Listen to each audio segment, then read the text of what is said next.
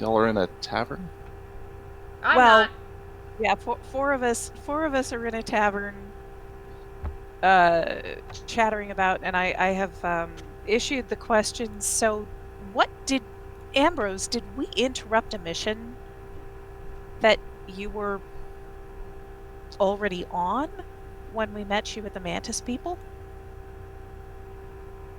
Oh fuck! Did they? He Yes. stares off into space and asks this question to the Almighty. Oh fuck! Did you? We were there destroying the things.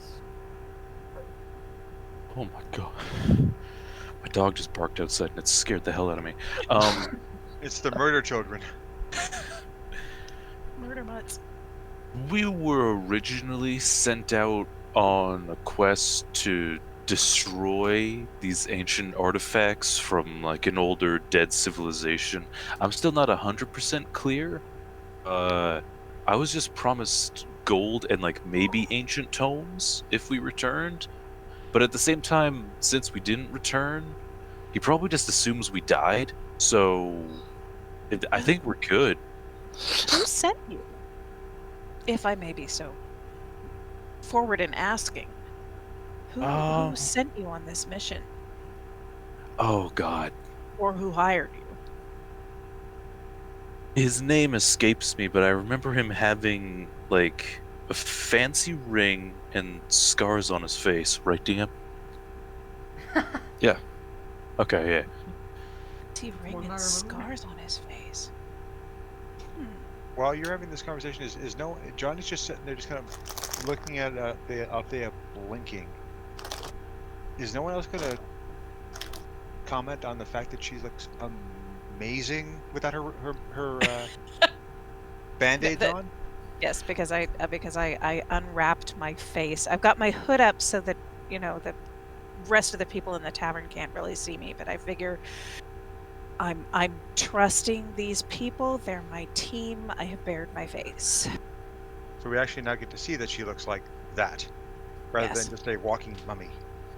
Right. Oh.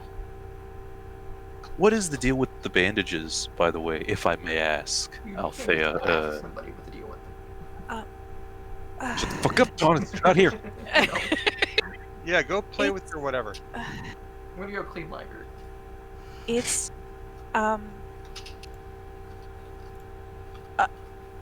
basically I learned from a very early age that my appearance could be terrifying and could also inspire bad reactions, either hatred and judgment or fear, and so I keep myself covered until most of the time I'm not usually comfortable showing people my true face, but since I'm working with you and since I need to be able to trust you, I'm trying to be more open. Oh.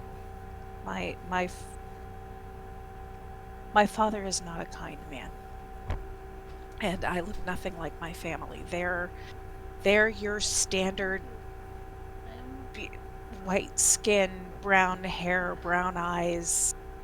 They're human, and there's nothing to set them apart from that. So, and socially, that's acceptable. So when I was born, my father hid me away from everyone. I mean, I sat on that chair And for a good he while. couldn't deny my existence as far as having There, a but I seventh closer child, to where I saw but the one a he couple never weeks let ago. anyone see me. But I didn't have a bite until just So now. yeah, it's kind of a personal hang-up, I guess.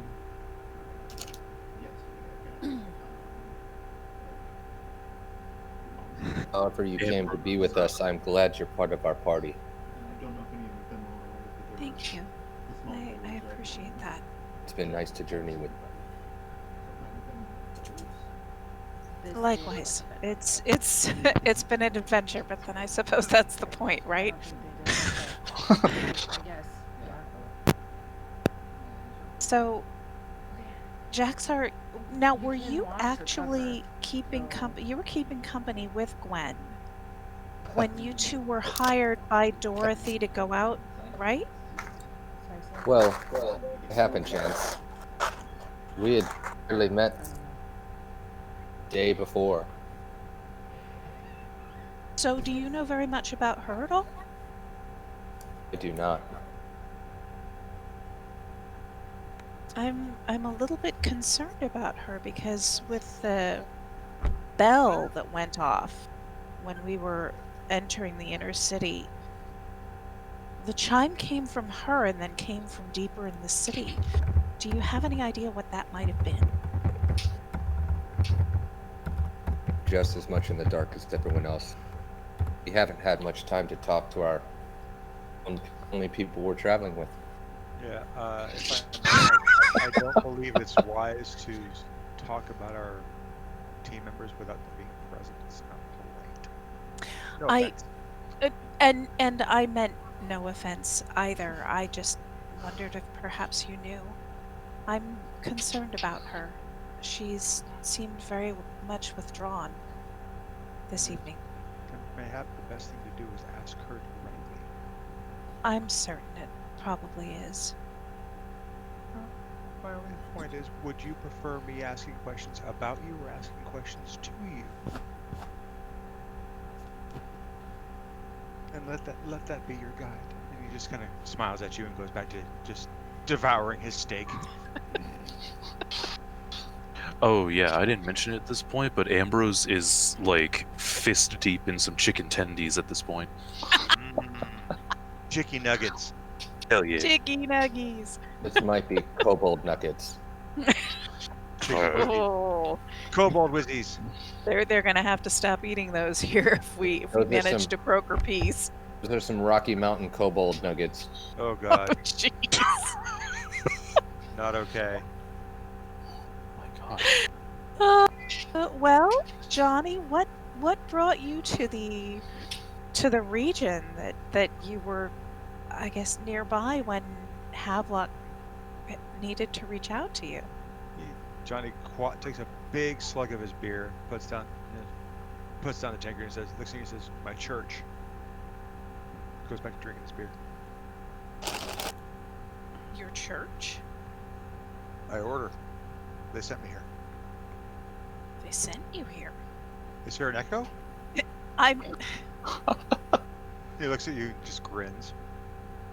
Yes, my order sent me here to deal with this plague.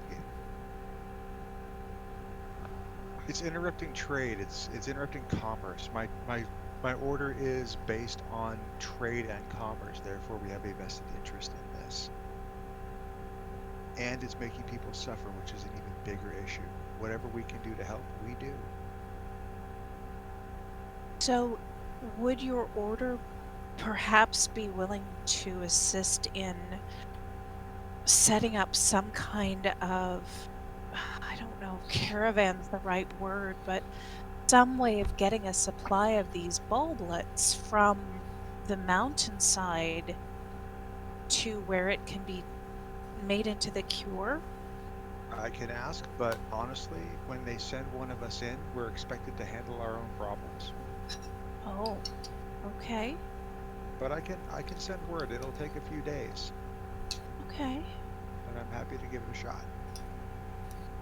Well, speaking of things taking a few days, I know that the rest of our team, Teunyst and Guen, obviously have a say in this too, but I'm kind of at a loss for where we should go from here. Ambrose, when I don't know if you were familiar, but when we started this, we'd all been sent after the same ring. And from talking to Gwen, she's really right. The young man who wound up with the ring has the ability to use it, so clearly he must be of royal blood. And I'm not inclined to take it away from him. Especially for, I guess, Johnny, the way you said it, this woman broke contract with Gwen and Jaxxar in order to initiate a contract with me in Havelock, right? Well, the way I understand it, and unfortunately Havelock could give you a much better insight to it.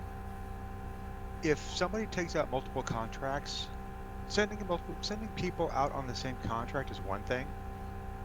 Sending someone out on a contract to kill somebody else they sent out on another contract is highly frowned upon and it usually voids both contracts. So if Gwen went out to find this ring, say she found it and came back with it, and then you were sent out to unknowingly kill Gwen. I think that's what happened. Yes. Okay, so basically, she's your contractor is double dipping, trying to get out of something, possibly underpaying you, or in some other way trying to wheedle out of a debt. That's how the guilds would see it. Okay. Therefore, the contracts would be null and void, and she would be persona non grata with the mercenary guilds. So, as far as I know, and again, I'm not the expert on this, you're in the clear. In fact, you could probably get a good bounty on her. Oh my. And he sits back with his beard, takes a big drink. Now, wouldn't that be funny? Oh, funny perhaps, but I don't necessarily trust my ability in talking to the right people in the guild. I don't know what I'm doing there. It's okay. It's not what you're supposed to be doing in your life. That's why Havelock found you before you could find him. That was embarrassing. He's very good at what he does. Don't worry about it. So, I'm about done with my meal. How about you guys? And you look at it, his plate is clean. And he's also got 2 empty beer steins in front of him.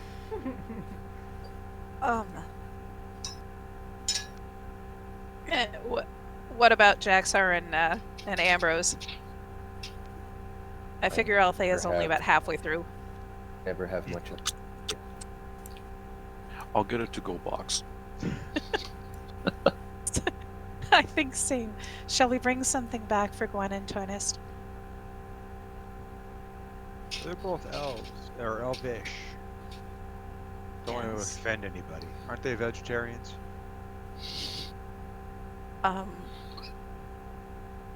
Teunyst is a gnome. gnomish.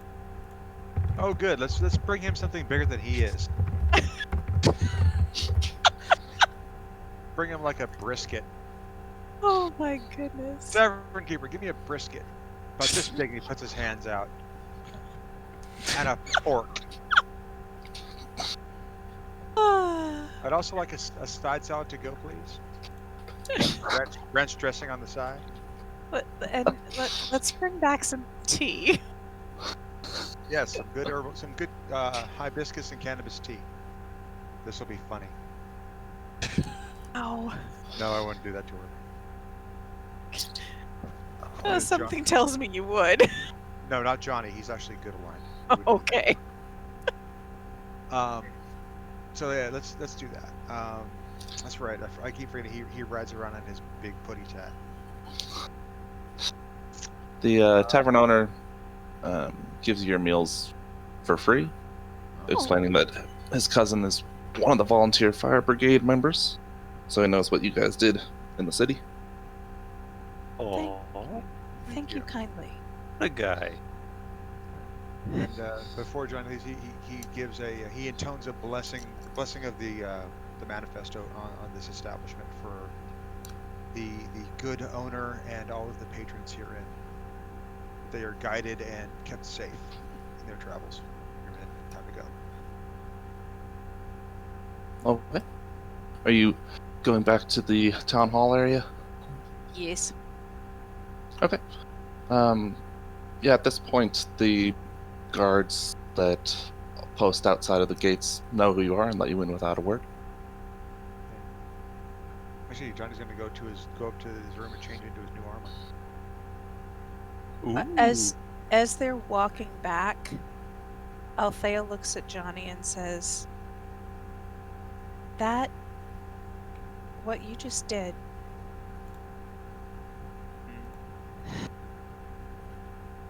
that's what someone who operates in faith should be like.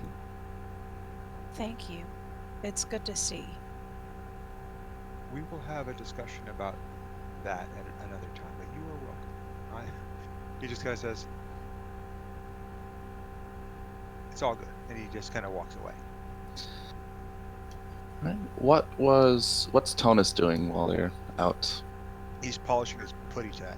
I was cleaning the poo water off of Liger. So What was Gwen doing? Reading that book. Okay. Nerd. what? Gwen found some erotica. Leave her alone. Oh. All right. So you all return to the town hall. The gathered folk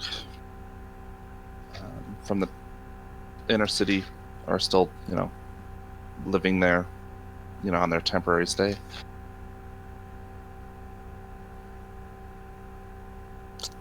What do you want to do now? As Jonny soon comes as down.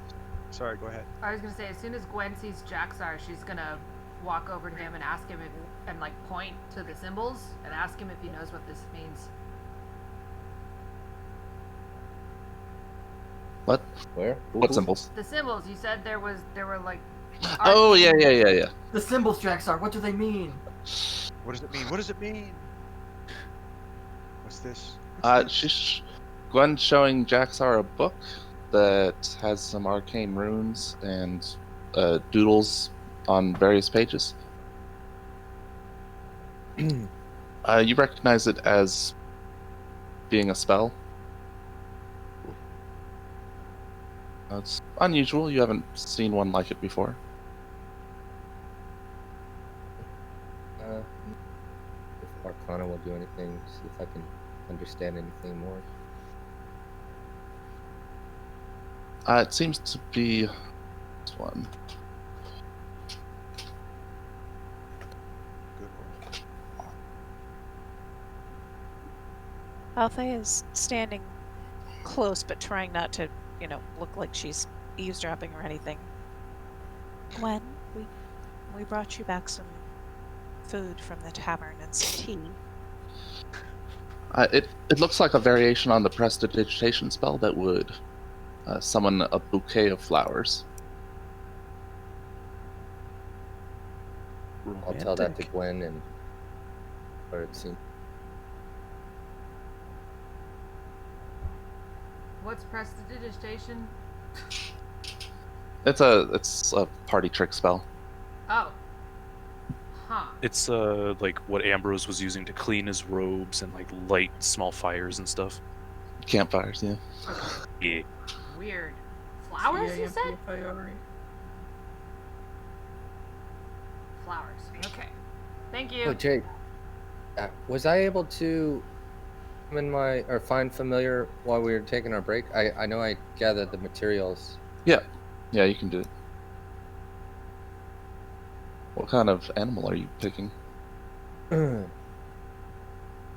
Shark. You all a fey hawk. Caw-caw. I was going to combine the two words, and that's not a good idea. Wow. Well, it's funny you say that because I called him Guy Fawkes. I was gonna say we could just call him Fox.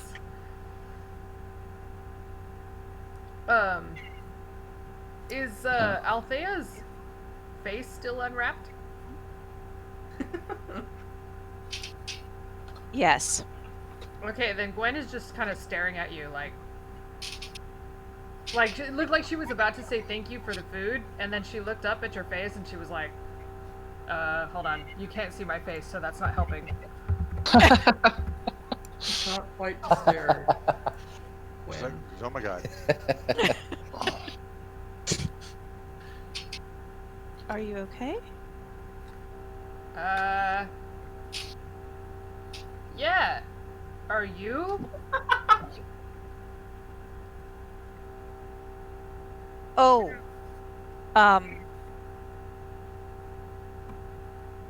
Yes? I'm trying to get more comfortable with showing my face, at least to the people I'm working with. She's really awkward. Gwen will like kind of smile, small smile, and say, "Good. Thanks for the food." Welcome. And she'll go back to like her corner where she was reading.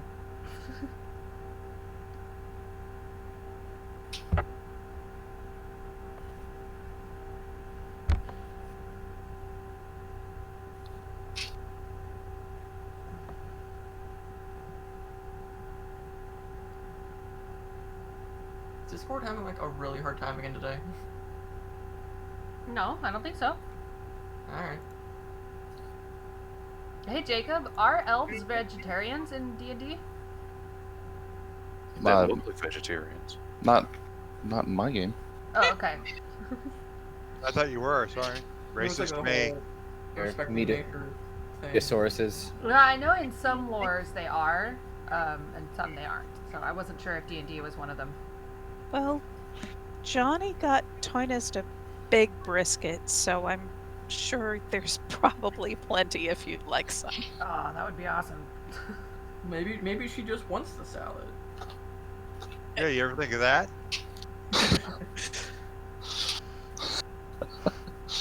You can like salad and not be a vegetarian. Well, you weren't around to place your order, and Jonny made an assumption. It's so fine. It's really fine. It's not a big deal. Is that a bus I hear? Oh no! aren't you up in your room? Yes, and I just got run over by a bus. The mayor joins you in the town hall. She seems worried. Says it's been 2 days already, and the rider hasn't returned. Dear.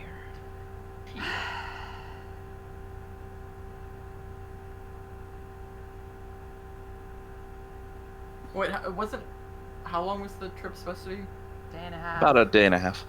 Is that one way or Oh, two? so that's bad. That's total. So Oh. with the riding, with the there's a system where they switch off horse and rider, and they just take the message and continue on, which drastically reduces travel time for messages. I don't know It why. eliminates the lag.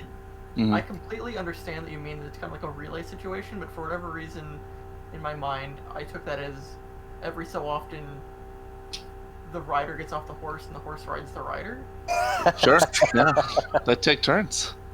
That would also help. There's a minor magical item. It's a saddle that when you put it on a person, it turns them into a horse. So really, it's Oh, just good. 2 guys, and they just switch off.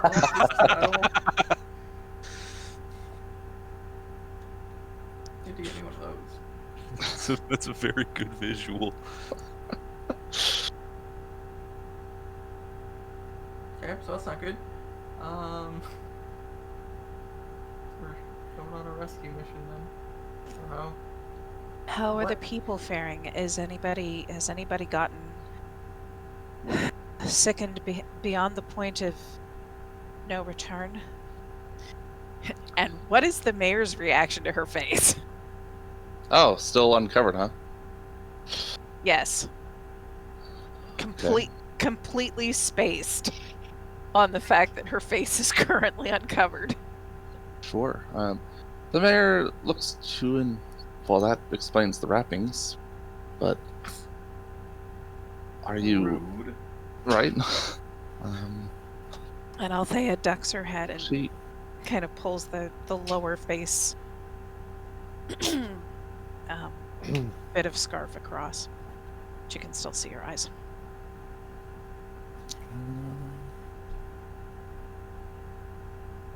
says, "Are you a dark elf?" No. I am, at least I've been told, Aasimar. So I'm part celestial. She nods non-committally, as though she doesn't know what that means. Johnny looks at you and just kind of goggles for a second. Yes, Gwen as well. Huh. Then he kind of goes, huh. Oh, I didn't Wait, explain wait. that earlier? No. Oh. There are some you- details that are important to reiterate, just on the off chance that you forget that first time around. This would be one of those. Wait, are you the bone Sorry. wing kind? By any chance? Beg pardon? Are you the kind of Aasimar that can sprout wings that are bone? I have no idea. Well, we should I- look into this at some point. Okay. As I was telling them at dinner, my family they're human. They're entirely human. This is apparently something recessive that only pops up once every many generations, and it's through the mother's line. So, yeah. I don't know a whole lot about it. My father destroyed basically any records that there might have been. Father's kind of an asshat. Yeah, I would agree with that. I know that game, Ambrose says, still munching on chicken fingers. I feel like there are two types of cultures. The cultures that worship an occurrence like that, and the cultures that hate it. Unfortunately, my father is one of the latter.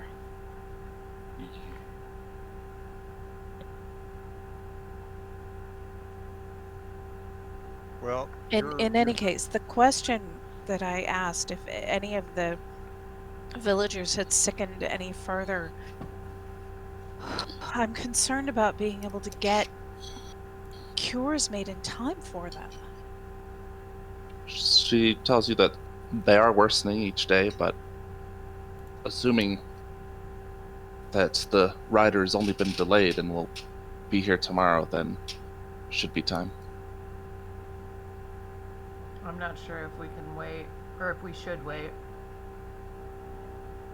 Should we ride in that direction or head in that direction and see if we can meet them on the road?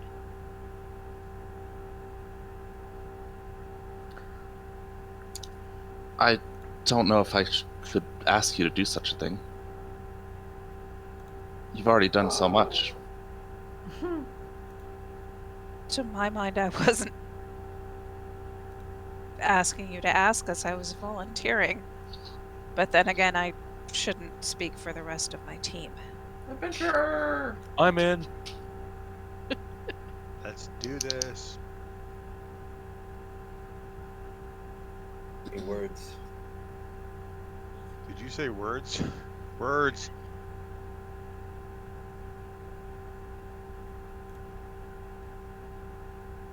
Okay, so you guys are deciding to head in that direction. Sure. Yup. I'm in. Funny, funny. It is night at this time. Well, Ah. we already made a sort of an agreement with the kobolds, so what else is there that we should be aware of? You want to find out, or you want to just wait for morning? Are you sure, Gwen?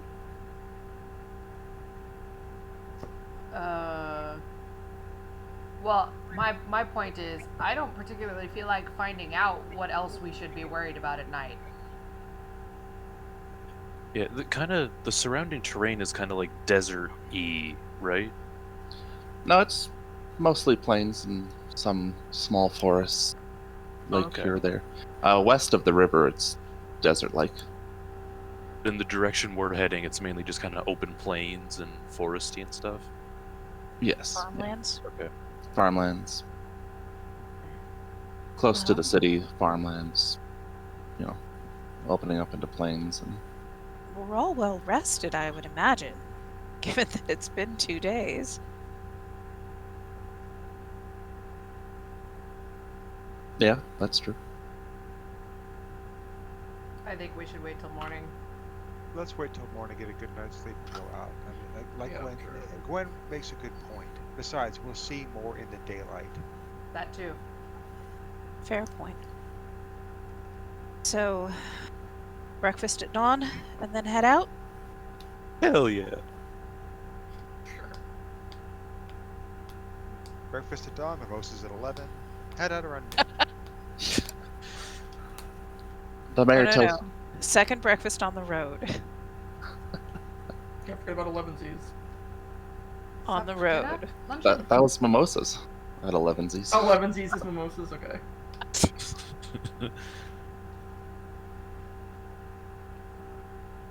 All right. The mayor tells you that the ducal seat is east of Bryn Melon. Well, that's the way to travel to get towards it, rather than continuing on the road south. Okay. Which direction did the horsemen take? East. So, overland. Yes. Yeah, over the roadways. Very well. Okay. Do you guys prepare for sleep then, or was there anything else anyone wanted to do? I'm just gonna finish my last of my crafting. That we're talking about. Yeah. Was there a map, Jacob? I thought there was one in the handouts, but I'm not seeing it. It's in the. Ah. Okay, so we're going. Are we going here? Mm-mm. No, that's the Dundalk Duchy. It's off of this map. Oh, Gonna say, so I it's don't like see Bryn Melon. that way. Yeah, All right. Oh, there it is. be like Okay. that's the sort of route you're going to be taking. Okay. 15 feet. We'll never get there. Oh, days. It's like half my movement. We all need to pile onto the liger. He can get us there. I can probably get me in like one. There you go. There we go. Now we're traveling in meters. That's 3 times the distance. Oh my god. Okay. So Oh, was that meters? no, it was miles. I'm messing. Okay, there we go. No, that was The meters. metric You were right. system. All right. There we go. Now. Okay. The night passes uneventfully, and it is now dawn. Okay. You break your fast with mimosas and Yeah. scones with clotted cream. Now Johnny shows up in his new armor. It's Ooh. very shiny splint mail. I guess My it's goodness. You've been busy. I have been praying to the manifest, and it has seen fit to help me craft new armor. Something to help me keep you all safer longer. That's important. Yes, it is. Meaning no disrespect to my deity, but wow, that's really useful. Yeah, my god only gave me a book and some more tattoos. You have new Yes. tattoos? Your tattoos can kill people. That's fair. I mean, if you hit them hard enough with the armor. Take the armor off, beat somebody to death with a breastplate.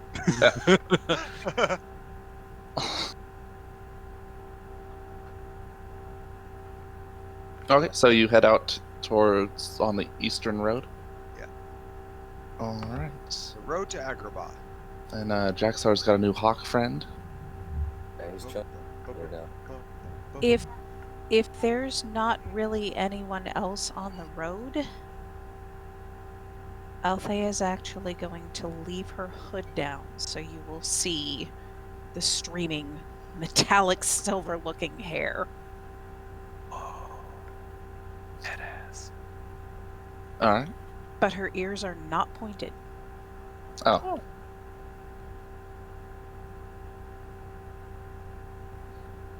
Interesting. Are What? they just round like human? They're round like human ears. She looks like human, but made out of metal. Hmm. She's like a female colossus, but darker. Ah. all right. So, leaving town, the main town structure is surrounded by fields of farmland and dotted with bits of farmhouses and ranches. You don't see many people out. You see people working the fields, of course, but not actually on the road traveling. So when people get near Althea, or the group, she puts the hood up. Yeah, I put my hood up and generally keep my head down. Johnny leans Okay. over to you and said, "Don't hide who you are. You will never accept yourself, and others can never come to accept you if you keep hiding who you are." Yeah, Gwen's not gonna say anything, but she'll definitely like kind of frown every time she does it. It's gonna take some time. I understand. You made a great first step. Not meaning to be condescending at all, but I am proud of you for making this effort. Just consider the words. Let's just keep going. And Althea just kind of nods and keeps staring at the ground. Okay. After about an hour and a half of walking, you've walked a few miles out from Bryn Melon. The farmland has fallen away to just grassy grass and dirt. And see, Grassy grass. grassy grass. It's really grassy. I'm gonna But- tell Guy Fawkes to flight to watch doing a figure eight. Wait a minute, did the mayor not give us like horses or anything? No? They didn't have horses to spare. Last I understood. What do you think we were having for dinner? Damn. Cold nugget. That was horse brisket? I thought it was kobold and chicken nugs. Rocky It's Mountain all the Kobold. seasoning. Alright. Okay. Guy Fawkes takes flight and circles overhead in the figure eight. Yeah, so when my familiar is within 100 feet. communicate telepathically, so when he flies back over, he can, if he saw anything. Okay. So you want him more than 100 feet high? Or... Well, he's gonna shoot out ahead of us, and then after when he does, he'll lower. Hmm. In. Okay.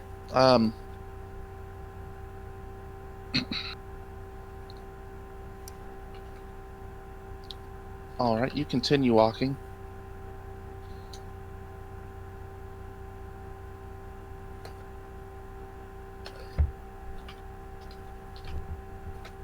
Hey, Jacob, since we're having to walk, we're gonna give the mayor a contingency plan of what to do with the infected if we don't make it back in time. Okay. Is that to give him the old Jonny special? Like, well, yeah, I mean, pretty much. We're just, like, if she doesn't know when they're past the point of no return, then we're gonna tell her what that is, and that, like, just for the sake of everybody else that's we're still trying to save, probably should do, Sure. yeah. When they turn dark gray and try and bite your face off, that's the point. Okay. That's the turn. Joe sent you a whisper. Me? No. You're not Joe. Oh, I thought you said Joe sent you a whisper. Oh. That's what I thought Nice. too. I sent Joe a whisper. There's tells me that Large birds flying. What? You're cutting that in and out a little bit for me. There's a group of large birds coming to our group. Not those same birds from the mountaintop, is it? I hate those things. The jub birds, those are like the size of a chicken. Are they Enjoy Curabine the from form. Dunland? Suggest we form a defensive perimeter until they passed. Is there any cover to be taken at all? You spot a tops of trees nearby. You don't see them yet on the horizon, but you could presumably run to it. Yes, let's take cover if we can. To the trees. Okay. You leave the road. Yes. You leave the road and start hustling towards the trees. As you do so, you can see the group that Guy Fawkes had seen.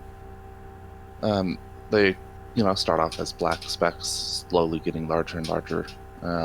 They're not following the road itself, but they are coming in your general direction. What do they look like besides bird-like? As they get closer, you'll have more details. So they grow larger and larger, and eventually, it looks like a winged, four-legged creature. Winged four-legged creature? Yes, and there's half dozen of them. Like a griffin? Griffins. Four-legged chicken. Could be. Not a Better four-legged tell- chicken. I'm gonna tell Guy to Wow. stay How low, far but away try are to they? get a better look. Okay. Return to me. So you want them to fly out towards them, and then come back?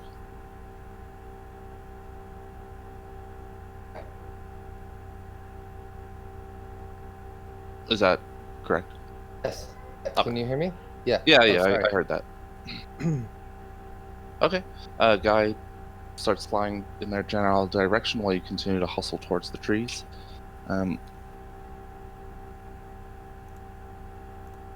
he comes back, you'll confirm that it is 6 griffins with riders. He tells you that one is much larger than the other 5. Can you tell if they were military riders? Does He he- doesn't have an answer for that. Does he give you a mental impression, like a visual impression of them, or just? I'm assuming he doesn't necessarily communicate in words. It's a telepathic communication of an understanding. You have the option of seeing through his eyes, but you Yeah, but it's only within within that 100 feet. 100 feet, so I'd have to be as close as he is. I also go deaf and blind, which I'm not really a Keen fan on. of.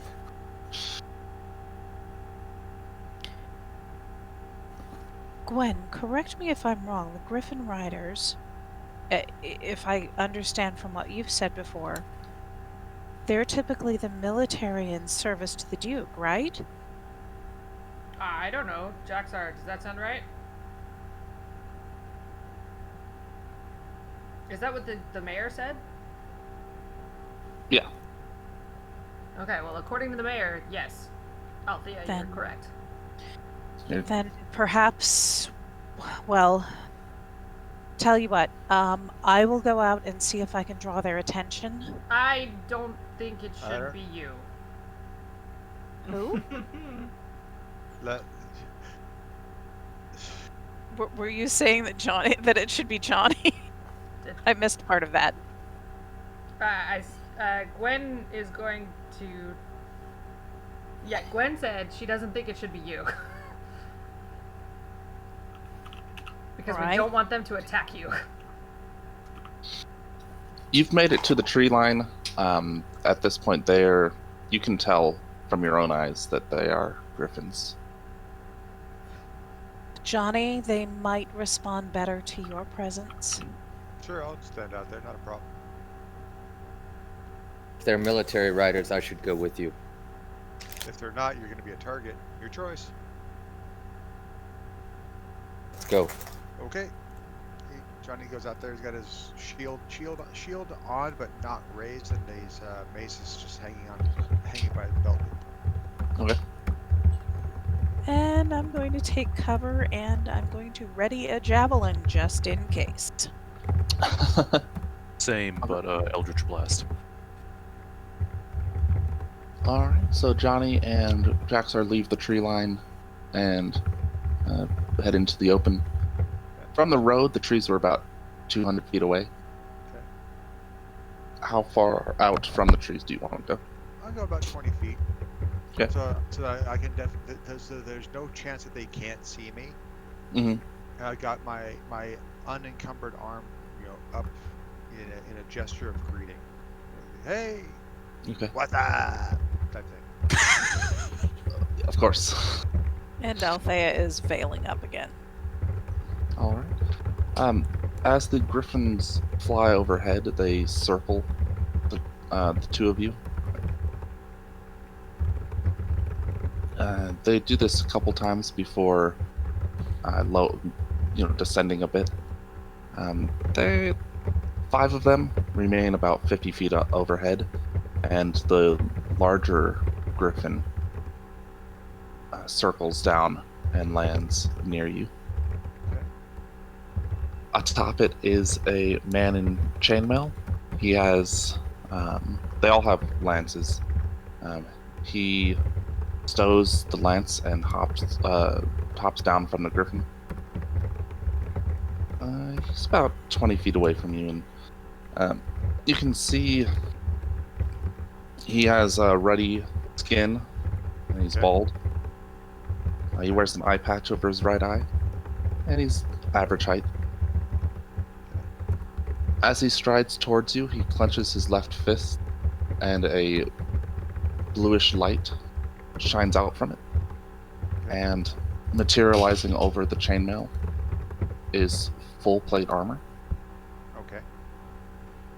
As the helm materializes around his head, his right hand is already lifting the visor up. Okay. And he strides right up to you. In the name of the Manifest, greetings. How are you? My name is Jonny Glory, Apostle of the Manifest. You come in I'm peace Jaxxar. looking for help. You come in peace looking for help. He looks the pair of you up and down and says, "I'm Duke Davis. I think I've received your message for help." Jonny gives a very deferential bow. Honor to meet you. We're coming straight out of Bryn Mawr. We were in search of the rider that was supposed to be coming back to us, hopefully with assistance. I take it he made it to you? He did indeed. I was under the impression there were 6 of you.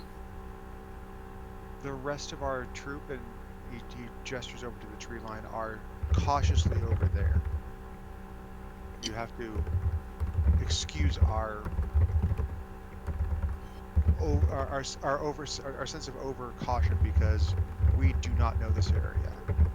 Althea stows her javelin and comes out with her hands up, in what is obviously a non-threatening gesture, but she is completely veiled. Mm-hmm. And looks over her shoulder to see if anybody else is following. Ambrose stands up and shouts, "Hey, Jonny! Are they evil?" No, this is the Duke. This is the gentleman we had sent word of aid for. Ah, And he was- sweet. And he was kind enough to come himself. Wow. Yeah, Ambrose flickers away the Eldritch Blast he had ready and walks out of the tree line with Althea. Yeah, Gwen will follow.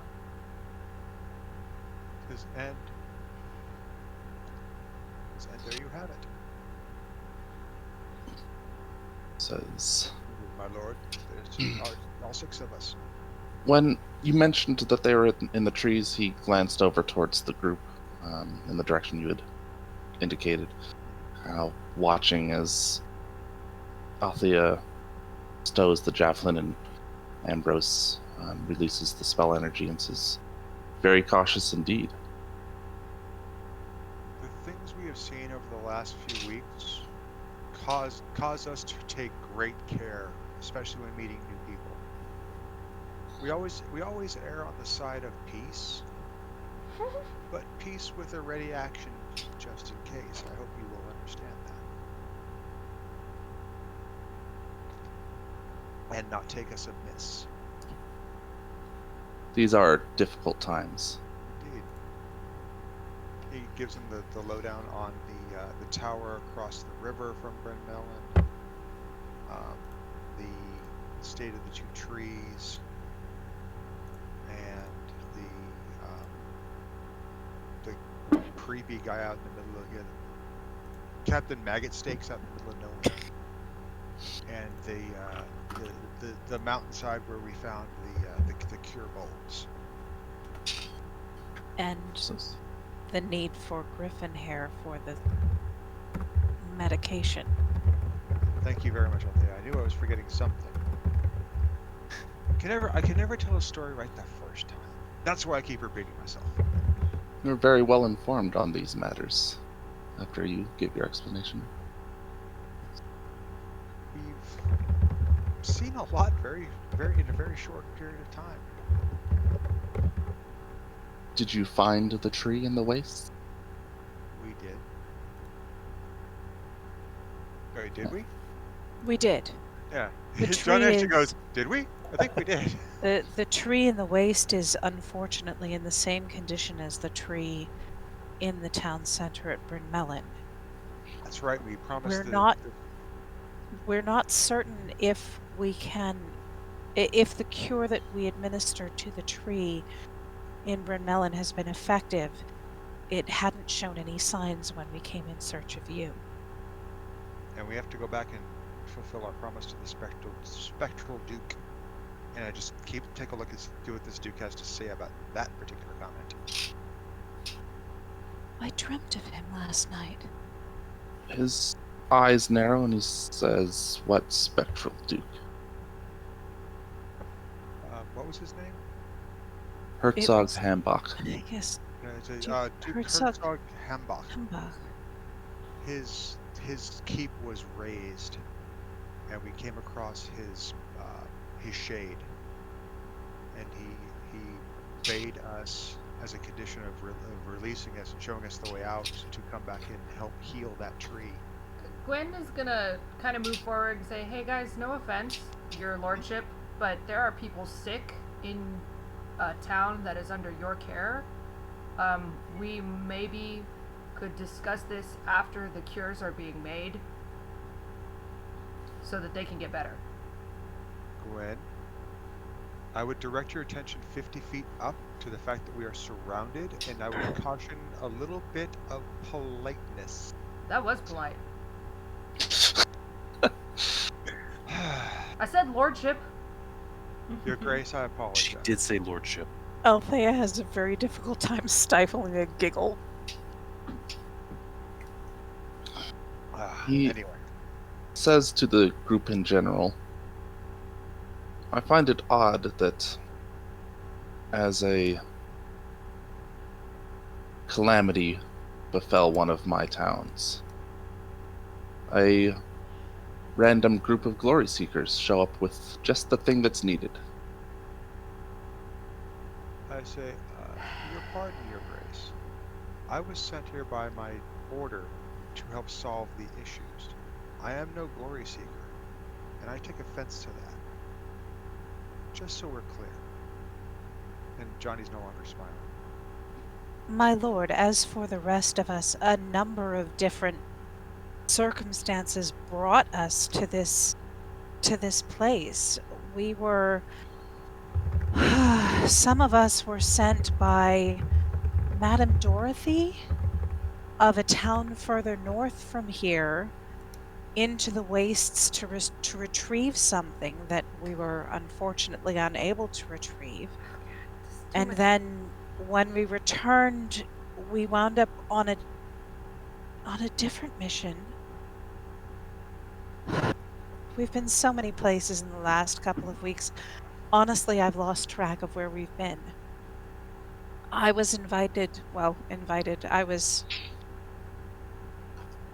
contracted at the behest of a companion of mine who then introduced us to Jonny, and I met Guen and Jaxxar by happenstance, and we've done everything we can. When we found out about this disease, we made the journey to the mountains and harvested the bulbs, and we've been doing basically everything we can as we learn about it. It's only that we've learned so much in the last couple of weeks that, well, here we are now. We know a lot. There's nothing nefarious in our having come to this place at this time. As for seeking glory, I can't speak for anyone else, but I'm seeking to do what's right. Make a persuasion check. It's gonna suck.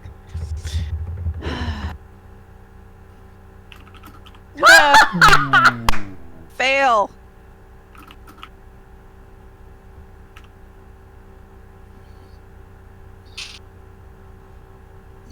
He looks over the group once more and says, "You were contracted by someone named Dorothy in the north." For the original job, yes, which was to find, like I said, an artifact out in the wastes. And Althea, sir, if I may help, that's not relevant right now. The point is, we're trying to help your people. Do you want to help us help your people or not? There are 6 people waiting in your town. They're gonna die.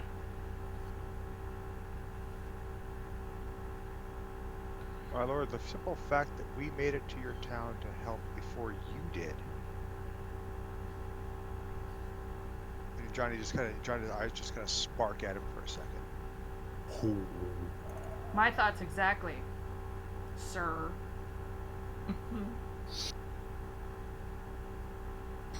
Now, I'm well aware that we're outnumbered, and that you're far more of station and power than we are. I don't care. You're being rather disingenuous to us. No, wrong word. Rude. There we go. Rude. To people who are doing nothing more than trying to be helpful. Well, Jonny, it is possible that he's just trying to be cautious like we were. Glory seeker? Sir, yeah, I don't please, appreciate that term either. If you'll just give us a handful of your mount's hairs. No. He doesn't have to do anything. He can come with us and see for himself. Meet us there. It's not that far, especially for you. And he's gonna get there first. Yep.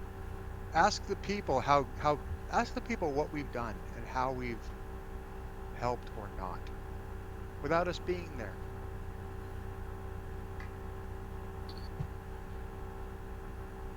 Ask your people what I have a writ from the mayor of Bryn Melon that gives us permissions, and Althea roots around in her pouch, and she comes out with one of the writs from the mayor that gives their group access to move freely about the city, in and out of the security gates, etc.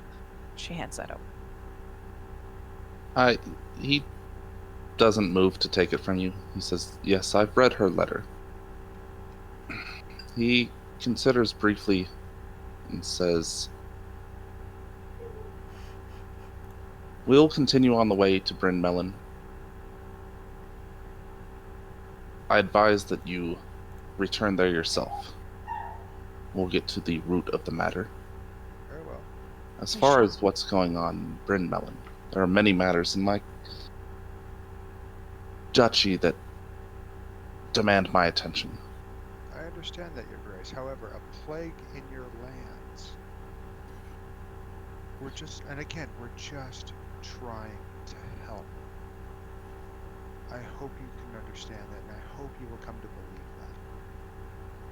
Because it's all we're doing. We've asked for very little in return. How is this so-called cure made?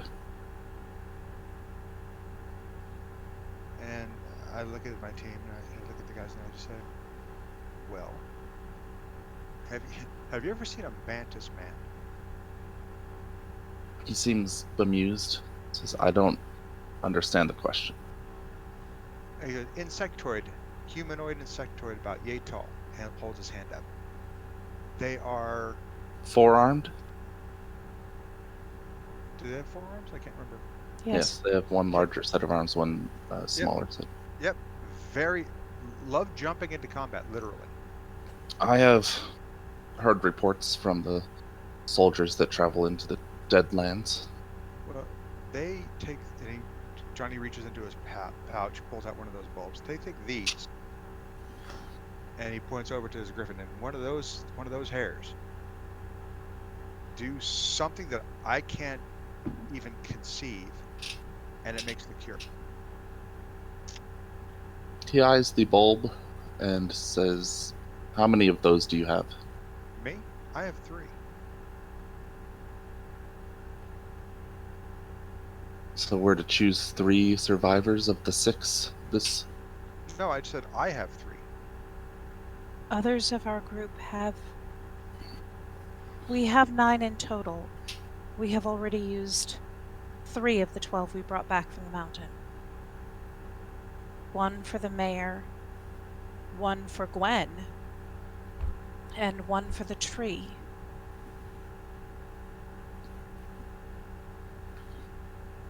So yes, we can cure these other these 6, but we need to get back, and then we need to go harvest more. Give me 6 of them, and I will fly them to the town. Hands over his 3. Now, Where is this mantis man? He should be in the town still, over at the town hall. He can't does- speak or understand basic. I was just about to go there. Yes, Jaxxar can communicate with him. No, it's Ambrose. Oh, sorry, Ambrose can communicate with him. Giving Jaxxar too much credit again. Which one of you is Ambrose? Ambrose waves. Hi, that's me. He looks at your arm tattoos. Oh, don't worry. This is like a religion thing, not a gang thing. By the way, I should have mentioned this earlier. The little bite marks from the cat have not healed, Oh, and every so often a little dribble of blood comes. Dude, you're oozing. huh. So I am. I place a hand over the wound. It's fine. It's a religious thing. Don't worry about it. All right, Ambrose. He seems to be struggling internally, and says, "Come with me." Ambrose shoots a look to the rest of the group, like, should I? Dude, you're gonna go right on the griffin. Go. It's fair. Okay. Oh, We'll get there as soon as we can. Didn't work. Yeah, nope, that didn't work.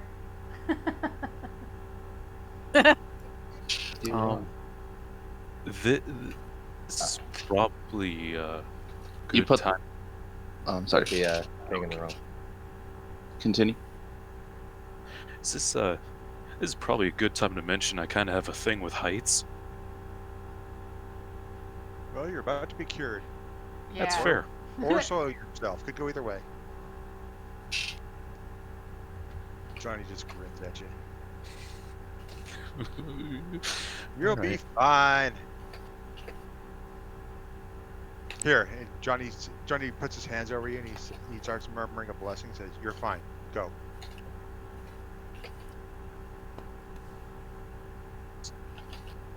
So yeah, I guess I go with the Duke.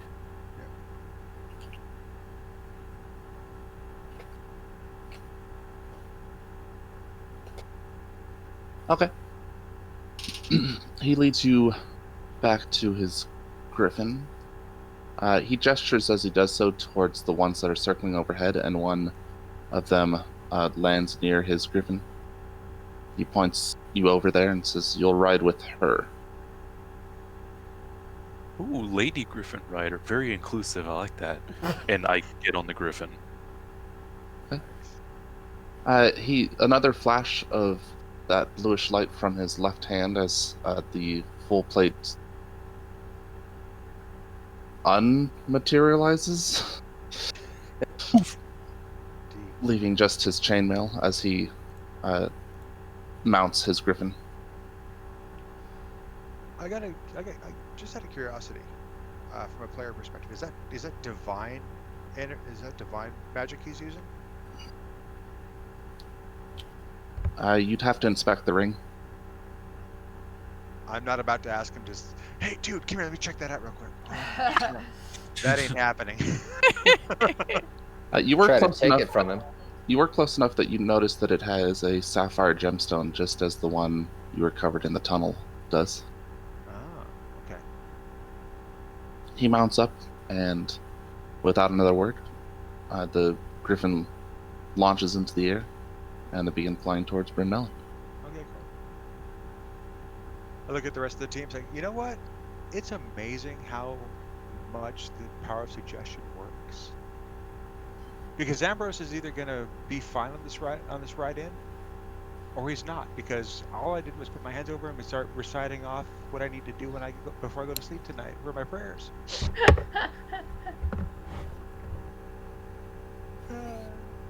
And just let's head back, kids. This will be fun. Althea's just staring at you for a minute. What? Power of suggestion. I don't have a prayer. I don't have a blessing for every occasion. Ooh, I should talk to the priest about that one. Yeah. All right, let's go. All right, let's go. All right, and as we're walking, Althea falls in next to Gwen and says, "What did I do? I'm sorry." Just don't volunteer information about me, please. They didn't need to know. What? I don't even know what I said. What? You told them who needed the cures. They don't need to know that. Maybe volunteer that we gave one to the mayor to earn, like, some trust from them, but they don't need to know that I needed a cure. But you're fine now, aren't you? Yeah. Then wouldn't it be better to be able to show them that you're cured as a proof if they ask for it? The mayor is also fine. I'm sorry. I did not mean to breach your privacy.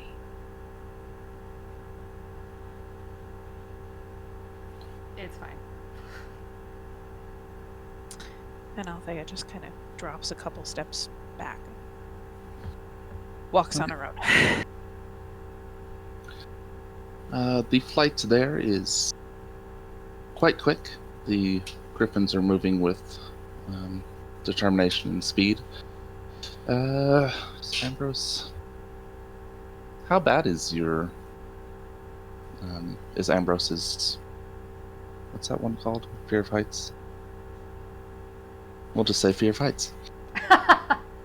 It's not like he's gonna be like wetting himself, but he's probably got a pretty tight clutch on the rider sitting in front of him as they fly back. Acrophobia, by the way. Yeah, fear of acrobats. Got it.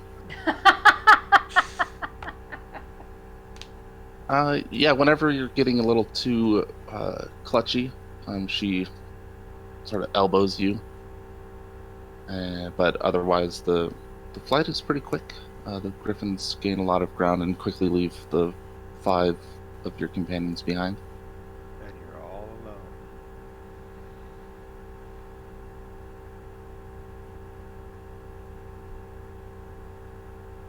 Do for the 5 that are walking, is there anything you want to do on the walk over, discuss or talk about? Who has the last 3 bulbs? I do. Yeah, because who forked over? Johnny forked over his 3. Oh yeah, that's good. My to 3 were settle. the ones that were used for the mayor, Gwen, and the tree. I took those on the list. So it was either Gwen or Jaxxar. I thought I picked him up. If not, yeah, bulbed it. So you So- gave up your 3 and Gwen's got the other 3? That's where we're trying to figure out who gave them, like, besides Johnny, we're trying to figure out if Gwen or Jaxxar Right. came forward. Yeah, with theirs. I have the 3 flower bulbs still in my inventory. Well, yeah, okay, but we're trying to figure out, it's either you or I gave our 3 to the Duke.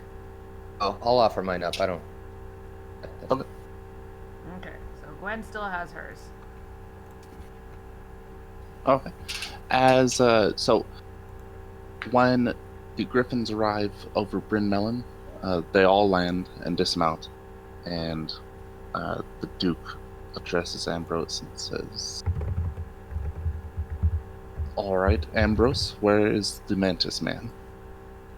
When we left him, he was in the kitchen in the town hall. Take me to him. Okay, and Ambrose does that.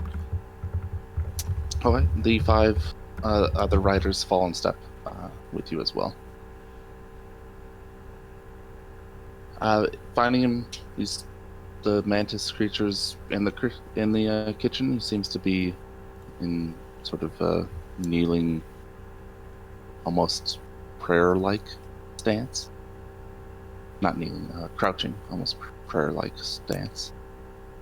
He clicks at you and wiggles his antennae. 2 of the soldiers put their hands on their weapons, but the Duke, holds them back with a gesture.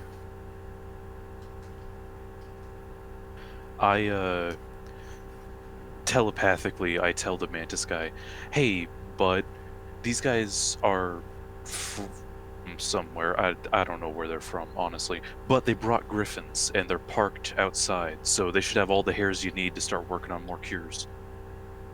He responds, "I can take the hairs." I turn to the Duke. So Mantis Bud over here needs a few hairs from your griffins. Is it okay if he goes out there and collects some? How many does he need? I turn back to the Mantis. How many do you need? It's 1 per cure. And Okay. you take them off the inside of your pants? You That's know, not like a where handful. the hairs are. It's like a lion's mane. Back where the pants legs are, that'd be like feathers. Ambrose tells the Duke, "It's like a handful at most. You won't miss it, trust me." He narrows his eyes.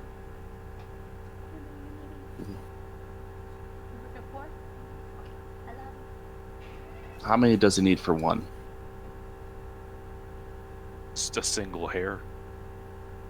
He gestures to one of the soldiers who heads outside. Okay. After a few moments, he returns with 1 hair, and he hands it over to Ambrose. Okay then. I take the hair and I hand it to Mantis friend and I say, "Do your magic, bud." He starts the preparations. The Duke gives you a bulb as well. And I also hand that over to Mantis. Okay. So he does his concoction and some sort of magical effect after seeming to concentrate over it, and starts it boiling away, and then he just sort of steps away from it. Duke says, "Is that it?"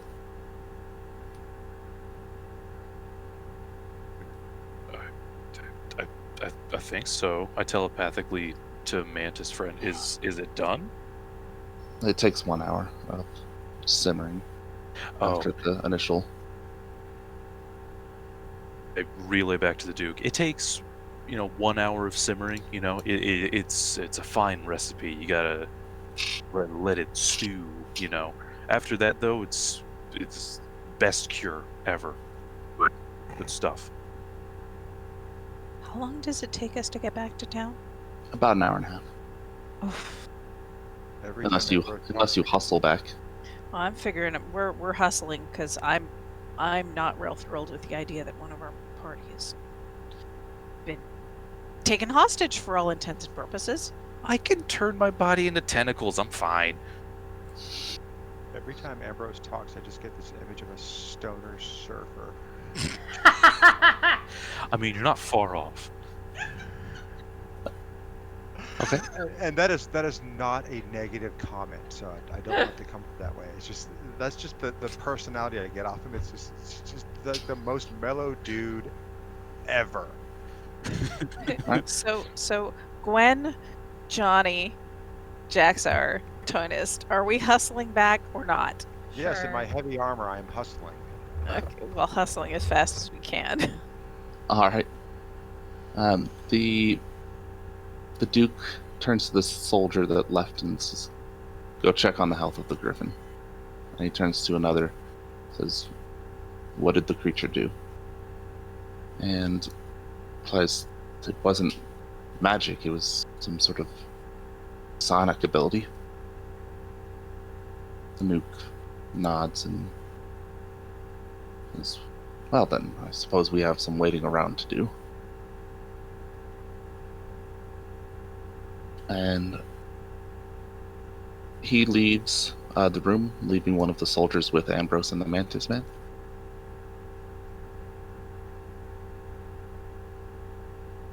Hustling back takes you only 45 minutes or so, maybe an hour, to get back to the town square. The six Okay. griffins. So the brew has another 10 minutes on it. Yeah. Okay. The griffins are milling about in the town square with one of the soldiers there as well. I'm gonna drink some electrolytes because wow, running longer.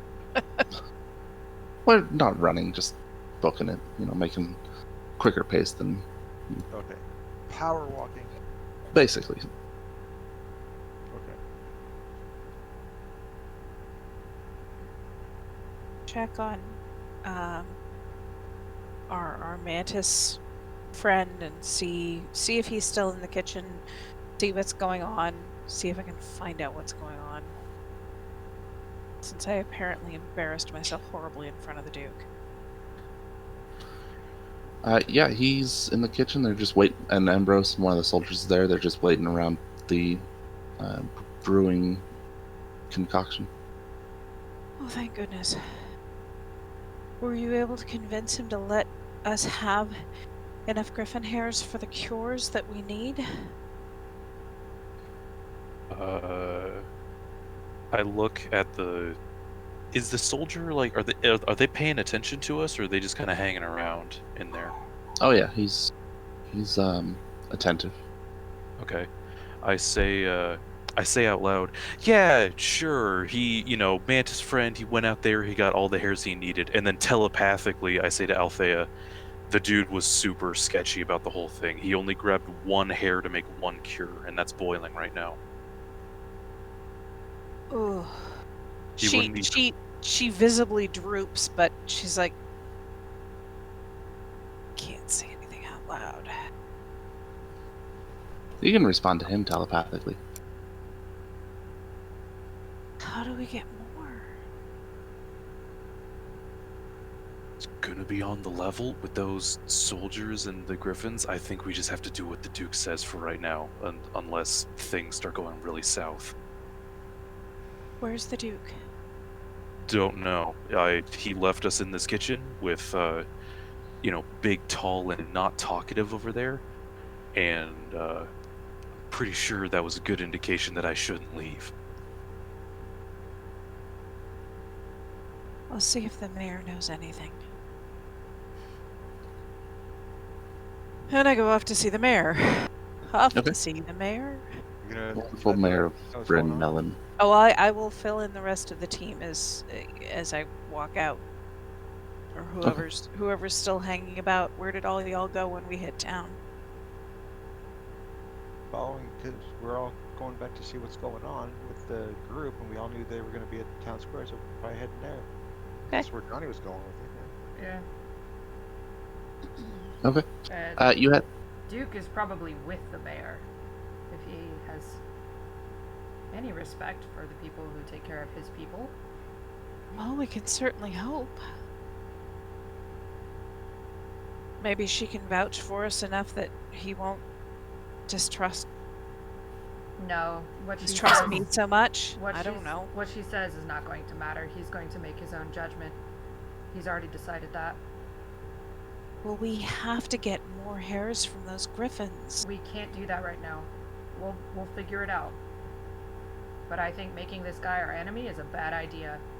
I understand that, but there's got to be some way we can persuade him. No, he's gonna make his own decision. I wouldn't try to pressure him into any sort of. Just let him do whatever he's gonna want to do. He's a dude with power. And she'll kind of throw up her hands and go back to where they've been sleeping. Well, and when she says that, Althea just kind of jerks up short and goes,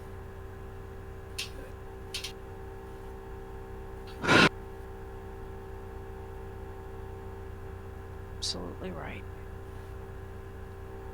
With disgust in her voice. The whole group is in the same general place, correct? Yeah, more or less.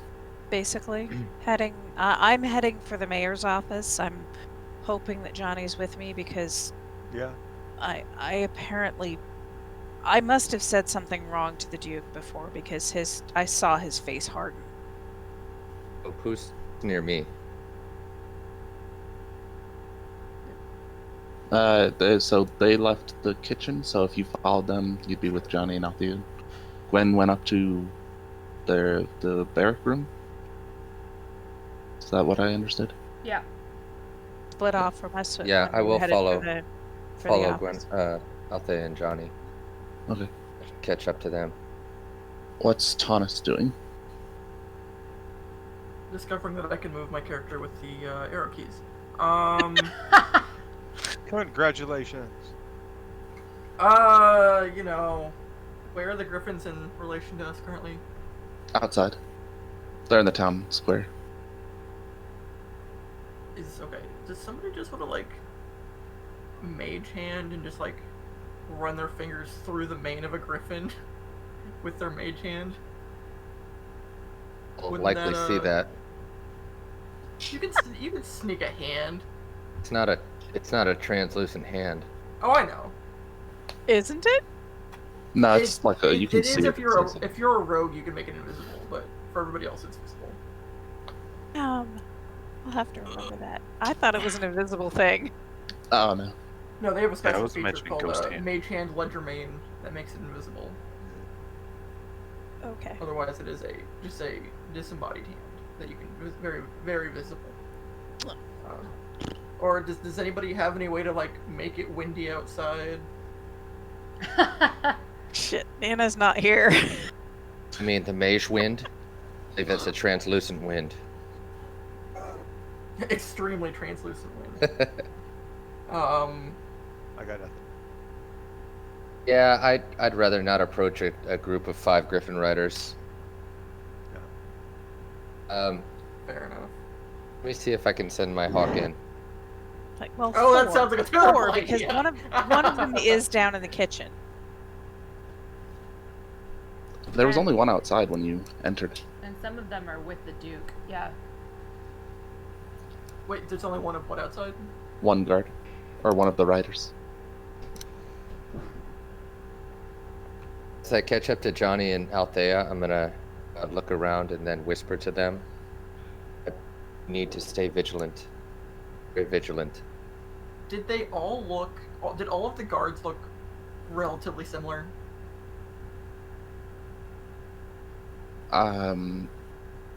What, as in like how they're dressed, what sort of equipment they have on them? Yeah. They were mostly in chainmail. There was one without armor, and that was the. Oh, and you weren't there. when Were they that was- wearing helmets or anything, or were they all? Like, did they all have their faces visible? Yep. Dang. Okay. Yeah, you can see their facial features. Okay. As you get upstairs and head towards the mayor's office, two of the guards are standing outside her door. You can't hear anything from inside. See, really quick before we get into view of them, since it's looking less and less like a favorable situation for us. Blessing of the Forge. I'm giving myself a +1 AC, and it's good for the rest of the day until I do another long rest or die. In which case, I won't need it anyway. Right. So, my AC is now 21. Yay!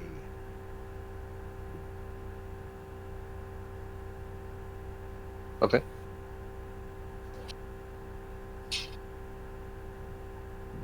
Alright. As we're walking past, beyond the kitchen and beyond everyone, you just hear Jonny saying a small prayer, and he just kind of glows for a second. Okay. So the guards that are flanking the door do not look to be in an accommodating mood. Are they two of the Griffin Riders? Yes. How do you want to play this? Say, the mayor's busy. Well, we just need permission to gather some more griffin hairs for the rest of the cures for the rest of the Duke's people, and we'll be on our way. He just kind of smiles at them both. Try persuasion check if I can. Can I assist? What do you want to say to them? I just did. No, Althea. Oh, sorry.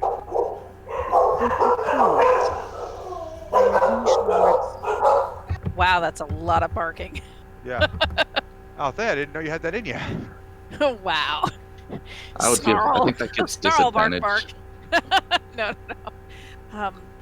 Your liege lord expressed quite a bit of concern for the people here, and each cure requires 1 griffin hair. We have 9 bulbs. I understand 1 hair was given, but if we can obtain the other 8, we can heal more people. We understand the situation. Then will you help us? Will you help your people?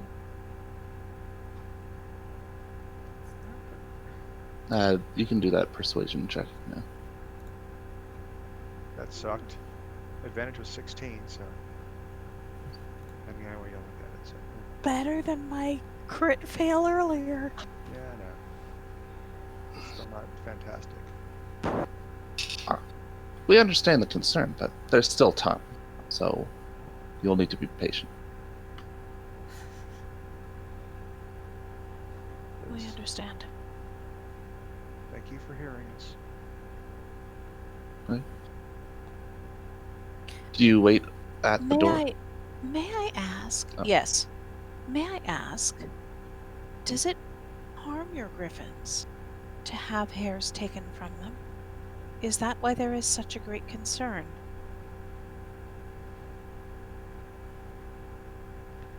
We're just looking to understand. I hope you will not take offense to our questions.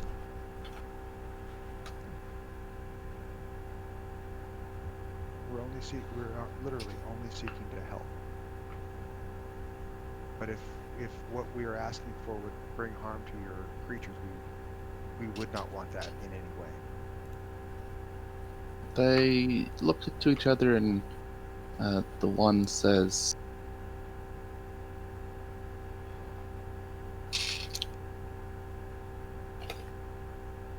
just one second, I'm replying to a whisper. The one says, was concern of hoodoo magic against our griffins. Good lord. I would never. Hey, I am so sorry that you would think that. I love you. I would never wish harm to such a magnificent creature. Now, Althea, we must recall that these bond riders don't know us from anyone. And I look at the riders and I say, it is completely understandable where we're fearing for the safety of your charges by giving up something so personal as a hair, in case of something such as hoodoo magic, would be a concern. But because I am a apostle of the manifest, and my companion here is a paladin. The shield. We do not wish for anything other than the best for everyone. To be honest, I had no idea such a thing existed. And to me, it is an anathema.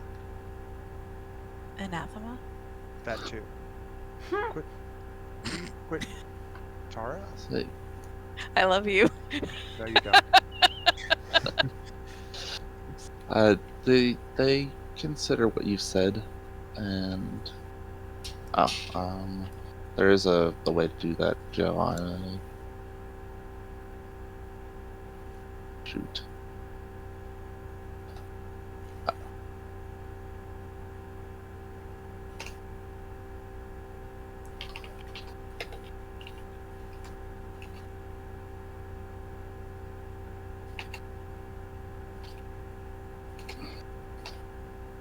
Jacob, if that's supposed to be a whisper, I don't think it's gonna be. Nope, I'm seeing you type 2.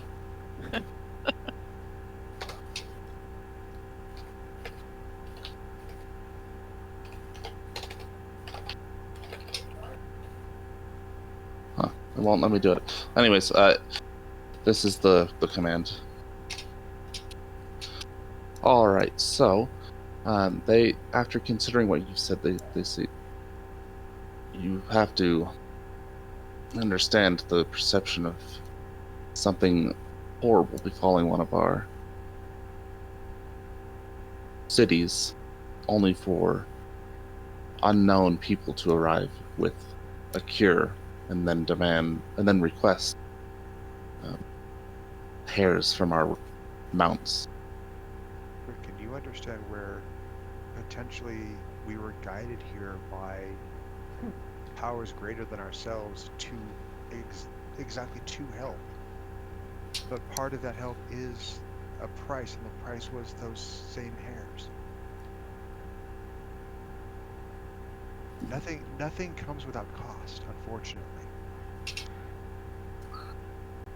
They're not in disagreement, and I think that we had to see for our. The Duke wanted to see for himself. Okay. I understand. If need be, I can provide proofs of my family and my nobility. If it would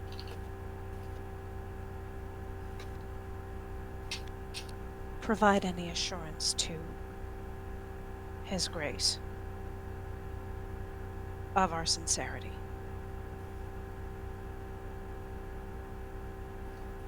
We will let him know. Thank you. And we will wait peacefully and patiently. Okay. What? Joe, did you get you see how you can do that? He is on mute. Oh, you are on mute. What is Gwen doing? Gwen is trying to meditate in the barracks because she doesn't feel comfortable pulling out that diary with the soldiers running around. Okay. But she's also very agitated. So, Sure. it's not working. All right.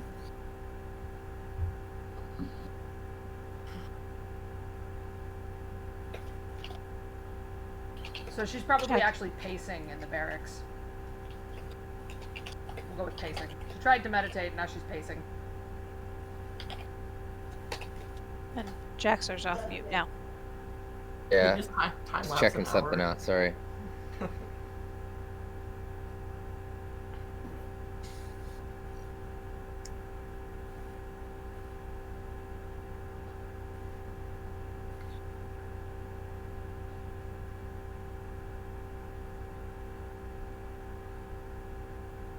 What's going on?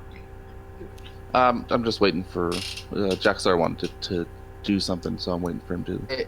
It wasn't gonna help. I looked into it, so it's not gonna help. Okay, no worries. After a couple minutes of waiting around outside the door, there's a soft sort of pop, and you can hear from inside the Duke telling the mayor that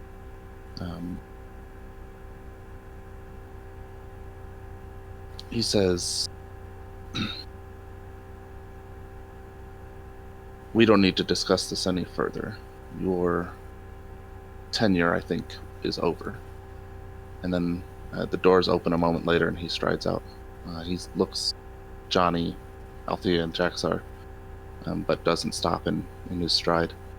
He's followed by the armorless rider. Look over it up there and look at the mayor. What happened? He says, "It's none of your concern. I think the brew should be complete by now." Indeed, Your Grace. No, I was looking at the mayor. Not, I wasn't questioning the Duke. Oh. I was looking at the mayor going, because he apparently went right past me, so I'm not about Yeah. to stop him. Okay. I look at the mayor and go, what happened? So, do you actually go into her office, or are you asking that from the hall? No, I go in. Okay. I'm just going to assume that the Duke overheard Johnny's question, said it's none of your concern. Yeah, basically. I responded to his question, so I'm going with him. You're going with the Duke? Yes. So the Duke is heading back to the kitchen where the cure is being brewed. Jonny asks the mayor what happened and says I'm being removed from office. It's understandable. She seems tired and her eyes are a bit red. Jaxxar, did you stay with Jonny or are you coming with Althea? I'm walking behind you. Okay. Well, now you can take up oil painting like you always wanted. Wow. She He kinda stifles a chuckle. kind of grins at her. None of this was your fault. Literally, none of this was your fault. You did what you could to contain the problem. Yeah, 6 strangers showed up in your town to try and help. Also, not your fault. The fact that the Duke doesn't trust us, not your fault. You kept it together for as long as you could. Do yourself a favor. Run far, run fast, but run. If I was in his place, I might not be so... I wouldn't be as forgiving as he seems to be, so if I were you, I wouldn't trust it any further than would be prudent. You know what I mean? He says, go here. He gives her the location of the nearest temple of his order. Says, go here, tell them I sent you, ask for sanctuary. Okay. I mean, there's one in Bryn Melon, so. Yeah. Don't go to don't stay here. Alright. That would be a bad thing. Get out of the duchy. She's just baffled and bemused by the whole, by everything basically that you've said. Do you know the phrase "you know too much"? I think he feels that way about you. I can take care of myself. I'm concerned for your well-being. What is there anything you can tell me before we part ways? Because I don't know that I'll be seeing you again, and I wish you good speed and safety.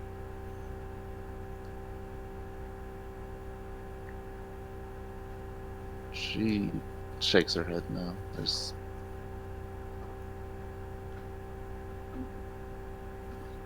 nothing relevant that I can think of. Okay. Be safe. If our paths ever cross again, I hope you are in a much better place, in a much happier state. She thanks you. So he says a blessing over her and heads out. Is that one of the Ambrose type blessings, or?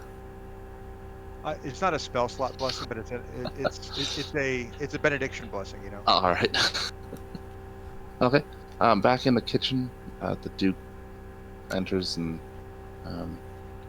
turns to Ambrose. Is it ready? I turn to the mantis guy and I ask him, "Is it ready?" He's pouring it into a bowl as you speak. Yep, he's getting it all dished up right now. Good. Where are the infected? Where are the infected? They are in the jail, Your Grace. They are being held there for the safety of themselves and for others. If they pass the point where they lose themselves, it's safest for everyone if they're locked up. I believe the blacksmith is the worst of them right now. That is prudent. Let's go there. I will lead the way, by Your Grace's leave. He gestures for you to. She is pouring on all of the formal charm that she knows. All right. And she knows it. She knows all of the. She knows exactly how to behave in a noble house. Oh yeah. Okay. Ambrose, bring the cure. All right. Yeah, I grab the cure and I telepathically say to the mantis guy, just stay here and stay calm. Don't do anything to piss off any of the guards. Okay, little buddy. Little buddy. Buddy. He's not here. Says he's not here to fight. Is Jaxxar going with them? Oh, he stepped away for a second. Alright, so you head out to the jail, the Duke and the unarmored rider following you? Jacob, I imagine the answer is yes. Probably, yeah. Yeah. I was gonna assume that until you came back. At the jail inside, the blacksmith is unmoving in his cell.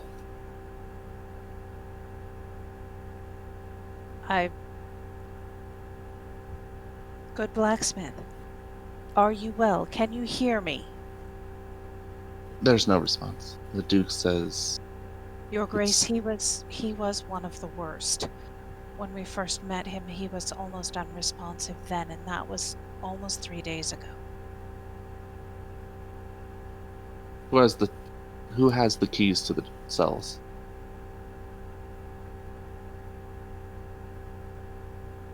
I think Jonny actually has them. I was gonna say that's a good question. Because he's the one who locked everybody up. Well, no, I think perhaps the mayor may have them. Or may we check with his good wife? I know that she is outside.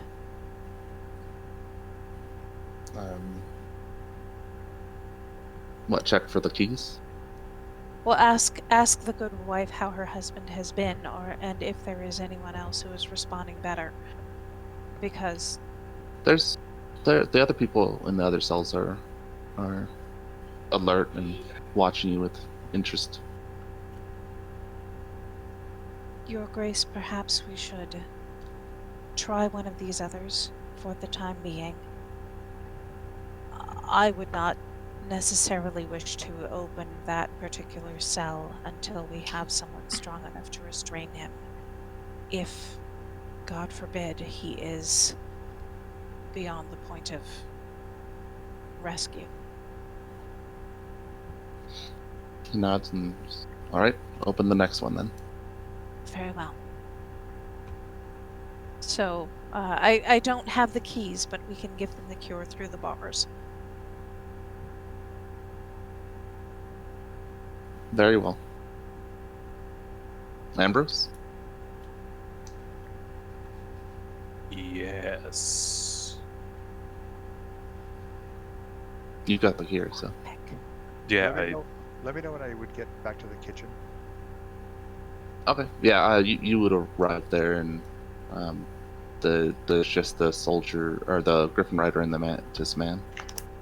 And Joe, I assumed Jaxxar went with Althea, Ambrose, the Duke, and the armorless rider to the jail cell to give the cure to one of the infected. I'll follow. I figure I can ask them where everybody went, and they'll tell me. Yeah. All right, so just let me know when I get there. I'll just hang out until then. Okay. Yep. So.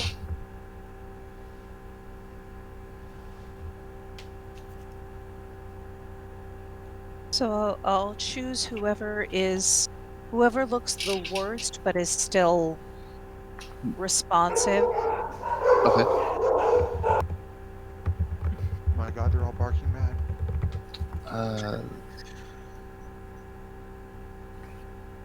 Okay. Yeah. So Jonny will arrive as Ambrose is being told by the Duke to administer the cure. I administer the cure. Okay. Pass it through the bars to the person there, and they drink it. Scrunch up their face in a scowl at the taste, and then, yeah, it's done. The Duke says, "Well, now what?" It does take about a night before the signs are really clear.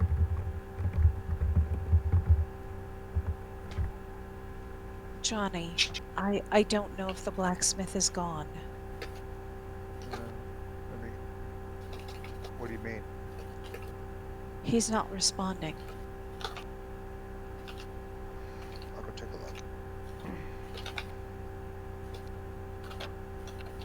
Your Grace, I know that when we administered the cure to the mayor, she felt some relief immediately, but it did not really show until the next morning.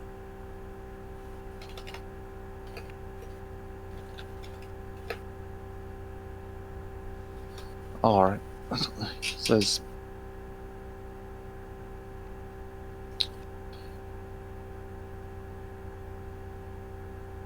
I suppose we should begin the other 5 concoctions then. Thank you, Your Grace. I appreciate your faith. Johnny's gonna go over to the blacksmith cell, pull out the keys.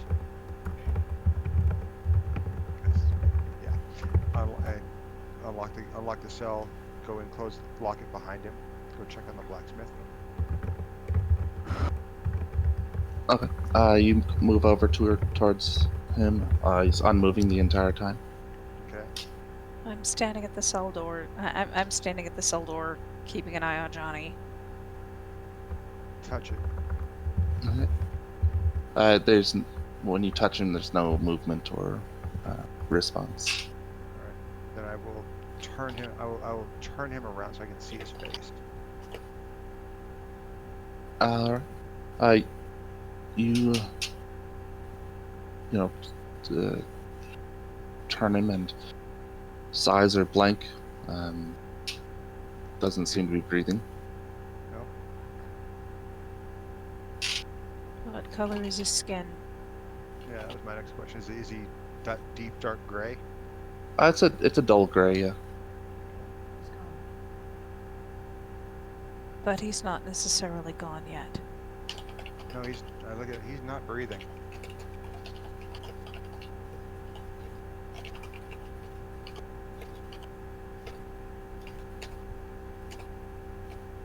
Can we medicine check and see how recently he stopped breathing? I'm not trained in it, but I can give it an untrained shot. See what happens. Nope, not a clue. Do we not have a medical type individual? The Duke says,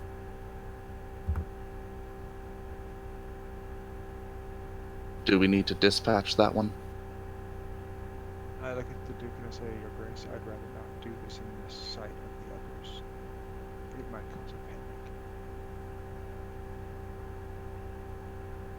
Honey, can we not wait 1 hour? Wait 1 hour. Let's see if we can get a cure into him. Please. Althea, do we really? I hate to say this. Do we want to potentially waste a cure that could be used elsewhere? I don't like it. This was a good man. And his good wife will be heartbroken. Your Grace, this is one of your subjects. What do you say? He turns to Althea and says, you think there's still hope for him? Your Grace, I do not know. I have not seen the progression of this disease from one stage to the next. I know that his skin is not as dark gray as those we have seen who have been slavering and mindlessly attacking. He is in a fugue. That's all I can tell right now. 1 hour may be enough, it may not. I would hate to throw away a chance because I have met his good wife as well. And I would hate to see someone lose their family member because we did not have hope. I'll stay with him. You're staying in the cell with him? I got no problem with that. Okay. He can't hurt me. Very well. Let's start the other cures. Thank you, Your Grace. And he moves out. Yeah, while they're doing that, I'm gonna go ahead and lay him out so he's at least comfortable in a prone position. Okay. It also would be harder for him to get up and attack me. Yeah. I was thinking the same. Jaxxar, will you go with His Grace so that I may remain here with Jonny? Must.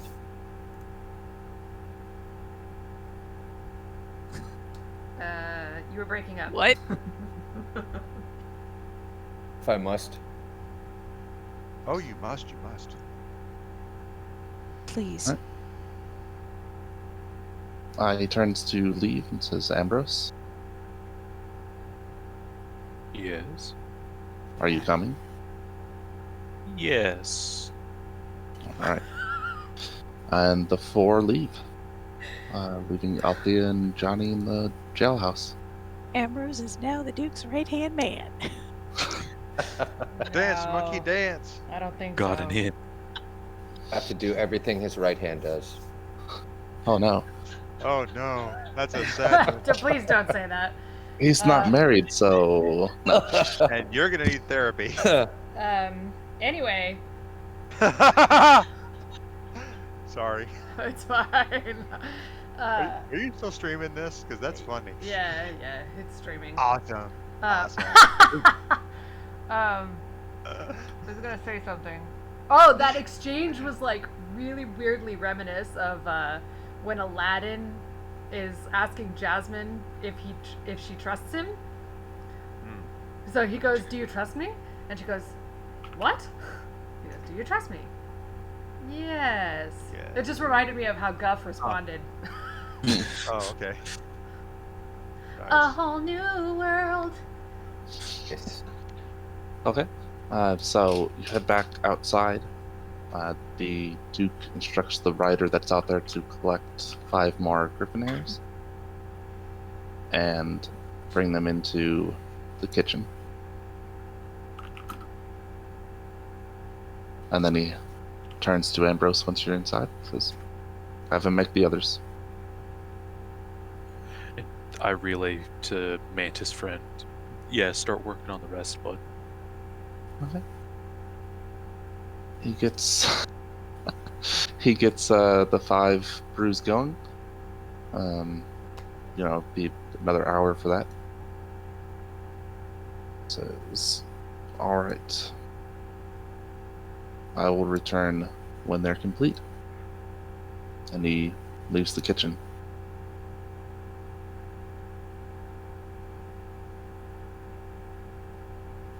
Is Gwen still attempting to meditate? No, she's probably pacing at this point.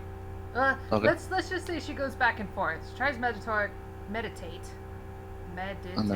then starts pacing. Paste. And then yes. Alright. What's Teunyst doing? I'm gonna build a music box because I don't know what's going on right now. Alright. And Jaxxar and Ambrose are in the kitchen with the Mantis Man and the rider. And make me a sandwich while you're in there. Hector's in the kitchen with Ambrose. Whoa. And what is Jonny and Althea doing?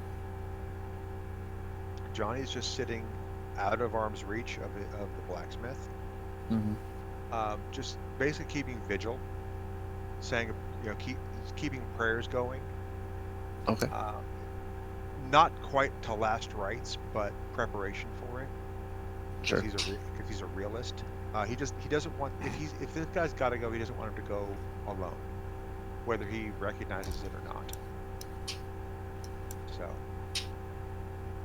So I was gonna sit down at the table. Oh, sorry. Go ahead. Sorry. So he wants to be able to look his good wife in the eye and say that he tried and that he didn't leave her husband alone. Okay. And Althea is bouncing back and forth between the cell to make sure Jonny doesn't need help and the person to whom the cure was administered to see how they're doing and if they are feeling any better. Okay. Every 10 minutes. Are you feeling better? 10 minutes later. Are you I'm feeling feeling- better? Johnny, do you need help? Are you feeling better? Johnny, do you need help? Then she's gonna get confused. Johnny, are you feeling better? Hey, do you need rabbit season, duck season? Yes, the woman is feeling better after the brew. And what was Jaxxar doing? I'm gonna sit down at the table and deploy Fox outside the kitchen, and it's gonna be my eyes and ears for right now. Okay.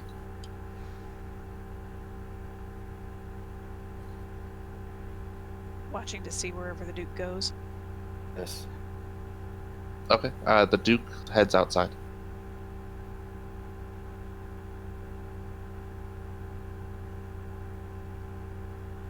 Do you give any other orders to Fox? Oh, I just want him to take in everything. I'll be seeing and hearing everything he hears. So. Oh, okay. So, as Ambrose is standing there in the kitchen now, Jaxxar just goes catatonic at the table.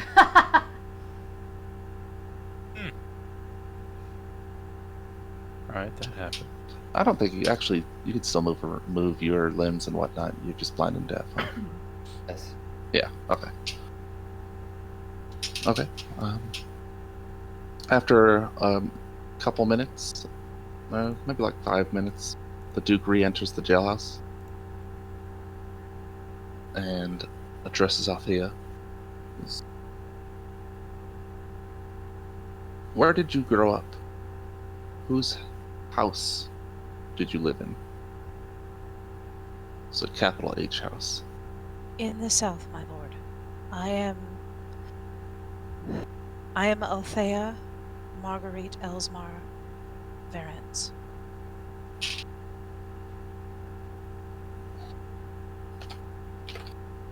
My father is the high priest.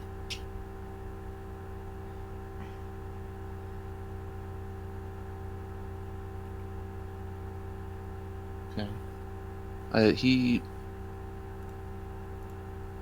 She fishes inside of her the neck of her clothes. She's got her head down, you know, trying to go for deference, but she does reach into the neck of her blouse and pulls out the signet ring on a cord.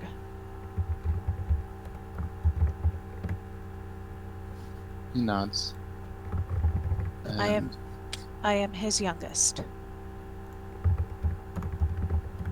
He addresses you in culpation, says, I know who you were.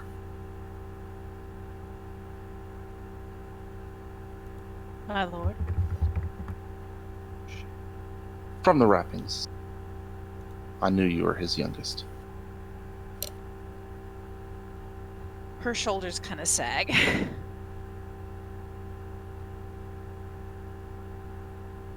I have no desire, my lord, to bring dishonor on my family.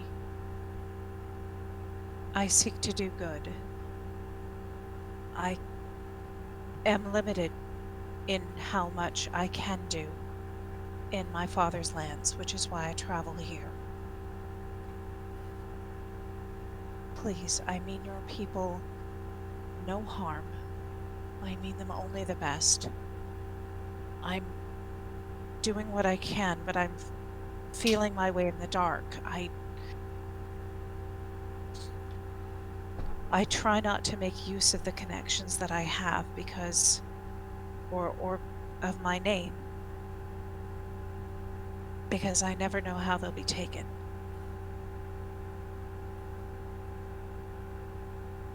Says,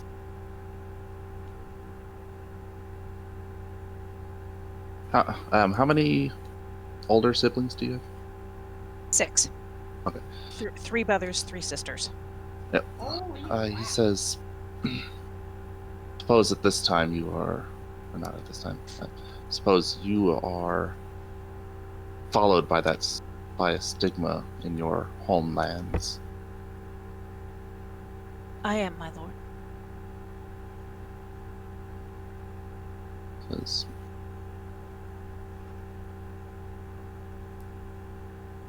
thus far, everything I've heard has turned out to be true and correct. And your group's intentions have been good from what I can see.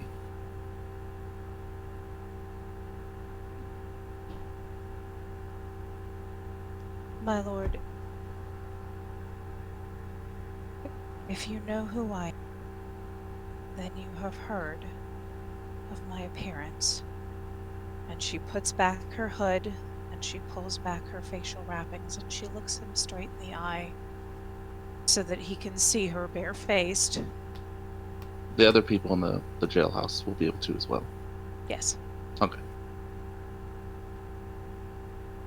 He And starts, but it isn't entirely surprised. I show you my face, my lord, because I wish there to be no deception.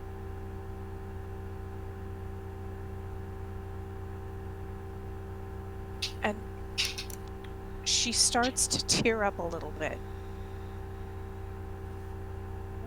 Truly, my lord, I wish to help these people. If they had been yours, if they had been anyone else's, I wish to help these people. Because they deserve it. I will do everything in my power to help them, to bring a cure to these people, to this land, to your tree, to the tree in the wastes that is linked. I do not wish to see your people suffer. Please believe me. Says, I do believe you. And at that point, the tears actually spill over.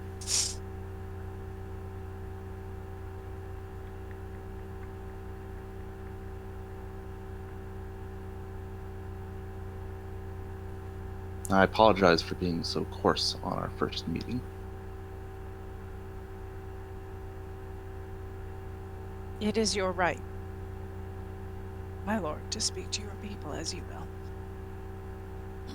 I understand your desire to protect your griffins. They are magnificent creatures. If the ingredients for this cure were not so rare, I think it would be simpler. But the mantis folk explained that it required one hair from a griffin, one bulb from the side of the northern mountains, and a certain number of beans, of which they had many, but they only had 3 griffin hairs at the time, and we have exhausted that supply. You have provided one? How I was not present. How many were you willing to provide? There are 5 more concoctions brewing at this moment. And we have 3 additional bulbs, for we brought 12 down from the mountain.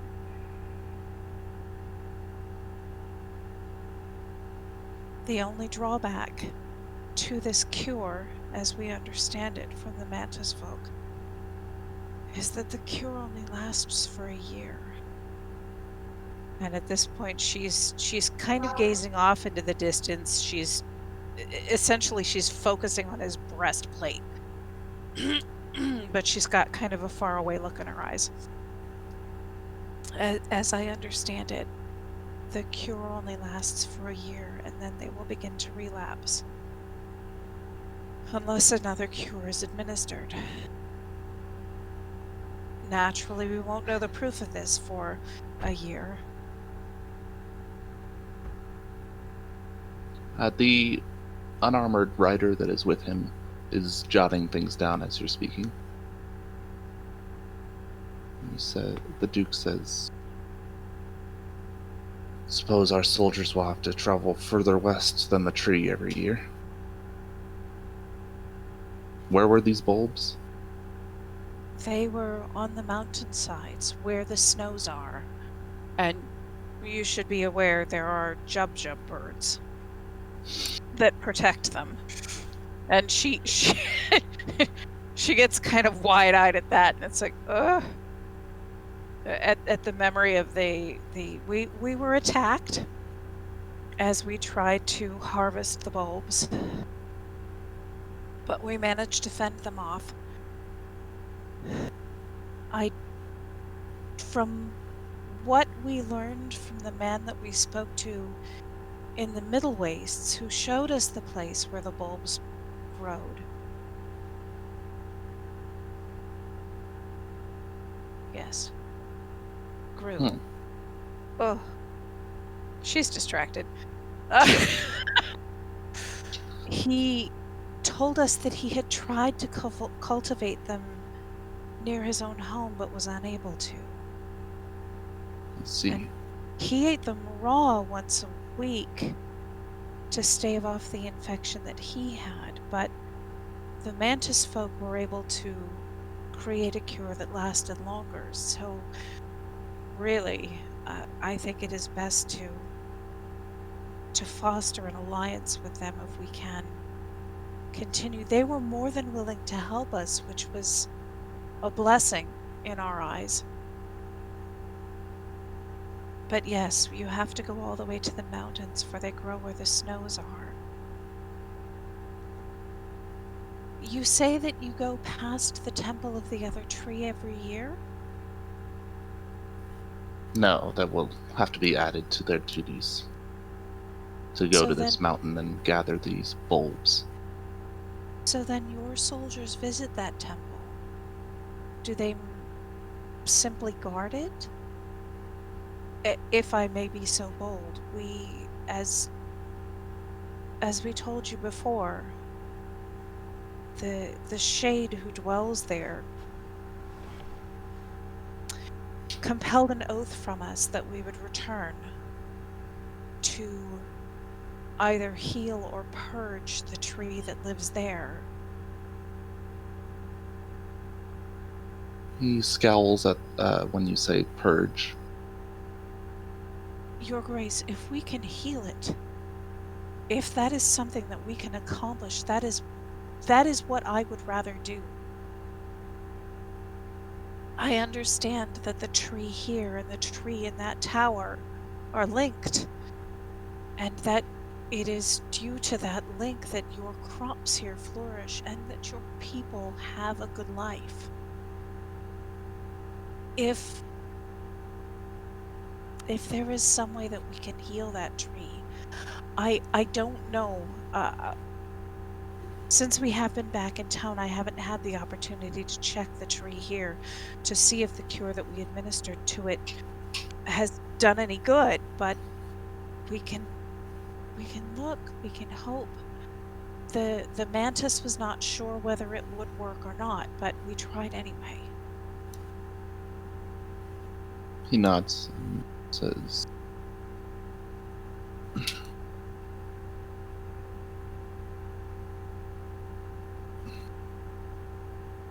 when you heard of the plight of this town, you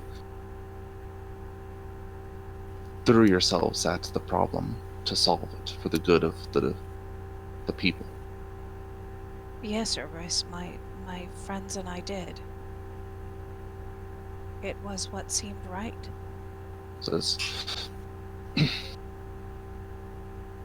I admire that, and an idea has struck me. There's a keep north of here, near the village of Pillith, that has not had a rightful owner in some time. I think maybe I've found someone worthy of that land. Your Grace? If you can cure the tree of autumn in the wastes and bring the blessing of the tree back to Bryn Melon, I am willing to grant you that keep to you and your companions.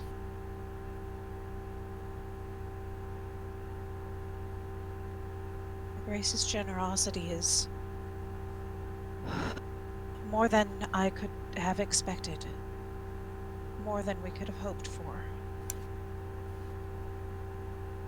As you said, you are not at home in your birthplace, and so new lands to fit your station are warranted. Your Grace is most generous, and I appreciate it.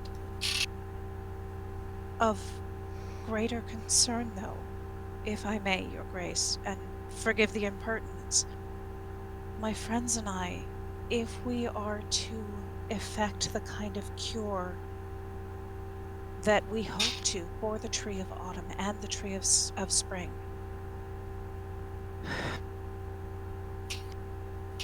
honestly, Your Grace, we are going to need the cooperation of your people. We are going to need more of the griffin's hairs. And as I said, I wish no ill. I understand from one of your men that there is a fear of, what did he call it, hoodoo magic? Against your griffins? And I know that, while I know that that is a concern, it is not anything that we would desire. I simply wish to make certain that we can continue to provide the cure for those who need it. And especially if it is effective for the trees, that we are able to provide that. Will Your Grace give instruction that we may have their cooperation, their assistance?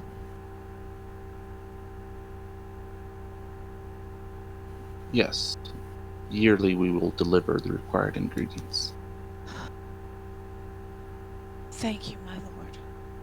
I appreciate it more than I can say.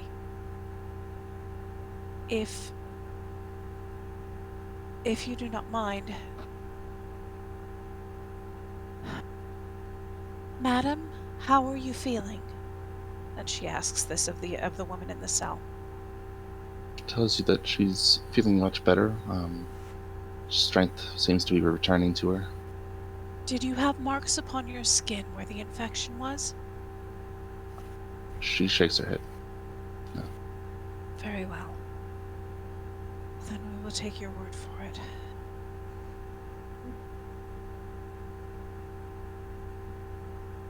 The Duke nods to you and turns to leave. Thank you, my lord. I will convey your generous offer to the rest of my team, and I promise you we will do our best for you and especially for your people. Thank you.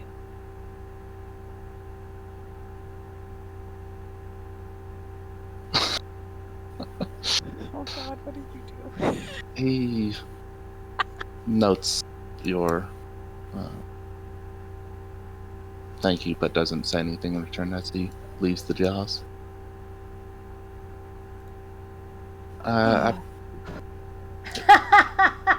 Sorry, that was a little intense. I got better.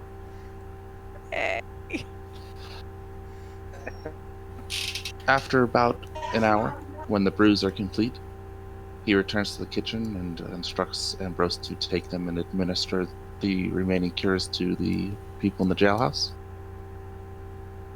And Ambrose does it. Okay. He doesn't go with you this time. Oh. How's the blacksmith doing? He hasn't moved. Alright, still breathing? Still not breathing. He's dead. Has his gray darkened, or is it still fairly light? It's almost imperceptibly darker. You're not sure. Okay. I'm gonna Jonny, please let me into this cell. Please. Goes over and unlocks the cell. Okay. Also. The Leans in close to the syphilis errand. Goes back over to where he was. Althea will pry open the blacksmith's jaws and dribble in the cure, stroking his throat to make it go down. your hands are completely wrapped, right? Yeah. Okay. He's gonna bite you. Okay. It dribbles down and just sort of sits in his mouth. Does he, in stroking his throat, does he swallow it all? No. Set him up straight. This is not going to The woman in the other cell says, "Can I be let out now?" work. How does she look? She looks better. She looks more alert and color seems to be returning to her skin. I would prefer if you stayed there one more night. For your safety, for the safety of others. I can understand. She's disappointed, but understands. And does Ambrose administer the potion to the other three? Yeah. Alright.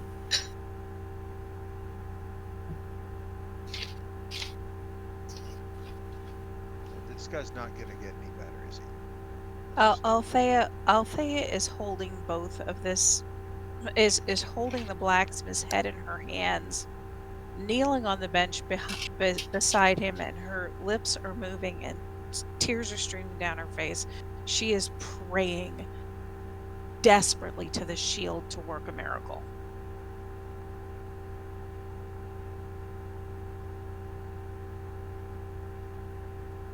Alright.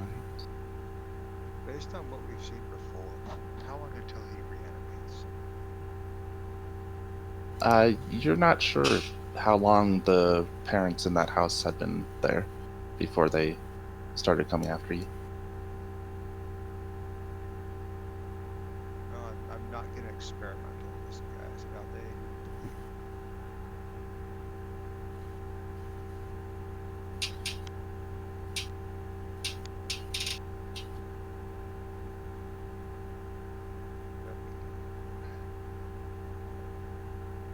She's not even registering that you're there right now.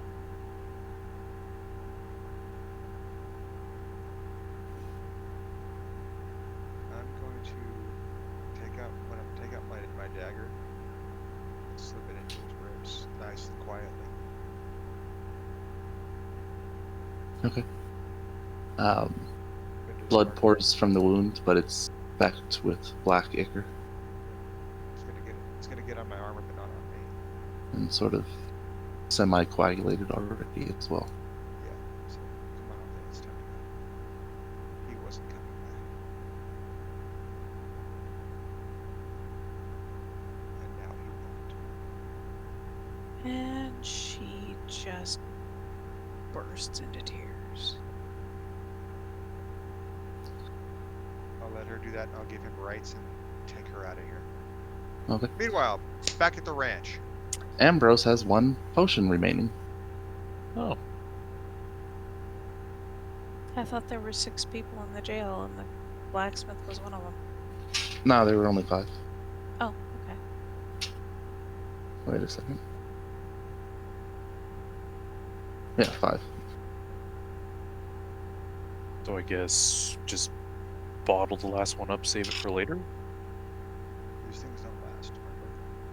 They Oh. they do last for a little while. We found that out. They were That's right. like for a week or 2.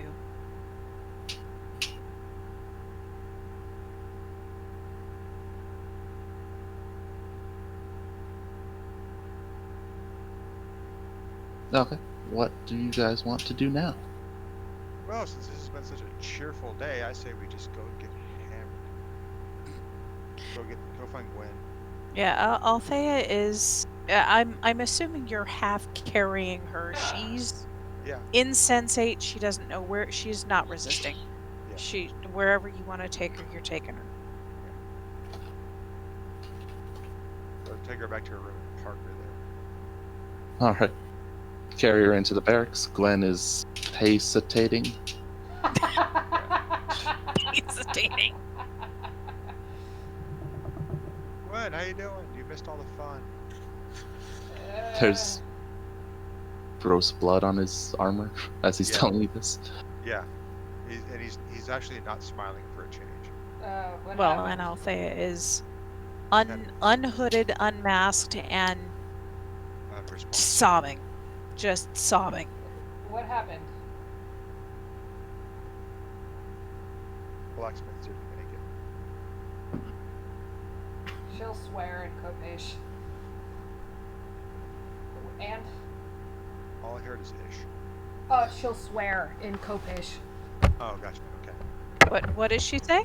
She's Fuck. swearing in Coach. Fuck. Damn it. Oh, Trick rat bastard. yeah. Althea half looks at her and continues crying. Because, remember, I don't speak Coach. But I do. Yeah. Yeah, but it's clearly a swear. Okay. What about the Duke?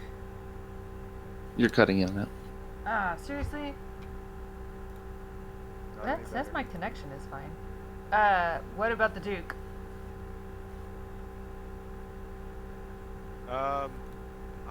I was busy. I don't know, and she's not gonna be very helpful for a little while. I do know Alright. that the Duke gave us the rest of the hairs we needed to make the rest of the. No, that entire conversation was in Kopesh.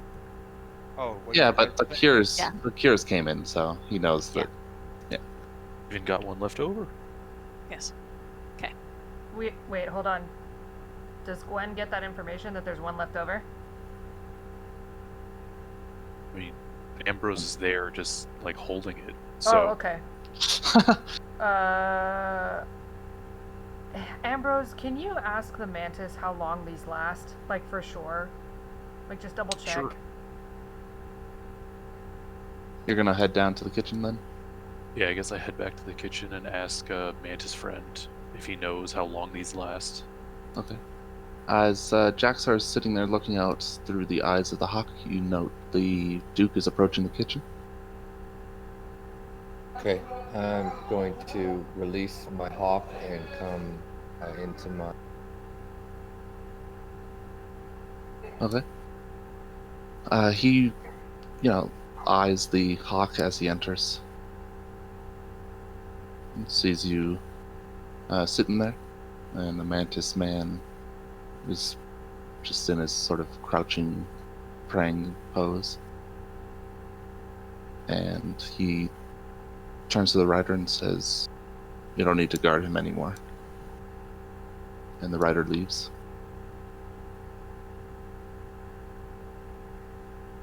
And then the Duke is going to turn and exit.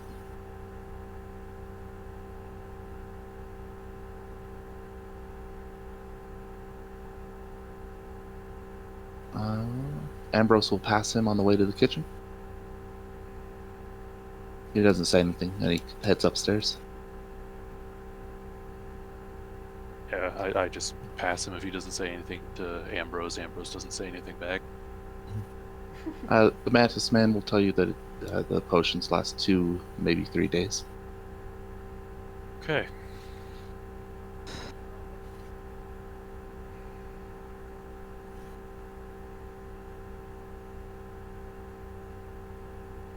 So yeah, I guess I head back to them and I tell them, yeah, Mantis Man said this thing has like 2, maybe 3 days of shelf life left in it. And nobody else is infected? Not that you know of. Well, I'm asking Ambrose. Like, everybody Oh. else got a cure? As far as I know. Okay, and none of us have started to show signs that we're infected? I don't think so. Okay, then maybe we should dump it on the tree.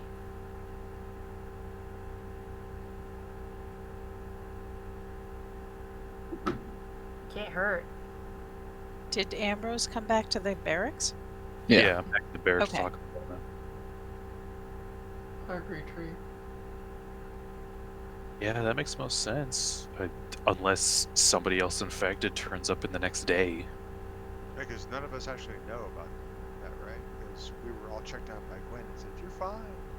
No, I just asked. I just asked to see if anybody has been showing signs. Like, Not true. is anybody feeling infected? Well, DM? No. Okay, then yeah, I suggest we dump it on the tree. Good with that. Althea has been subsiding. That she's, gotten quiet. Has anyone looked at the tree to see if the first cure helped? Well, we can go look right now. Ambrose? Shall we? Yeah, let's go. Okay. You head outside to the tree.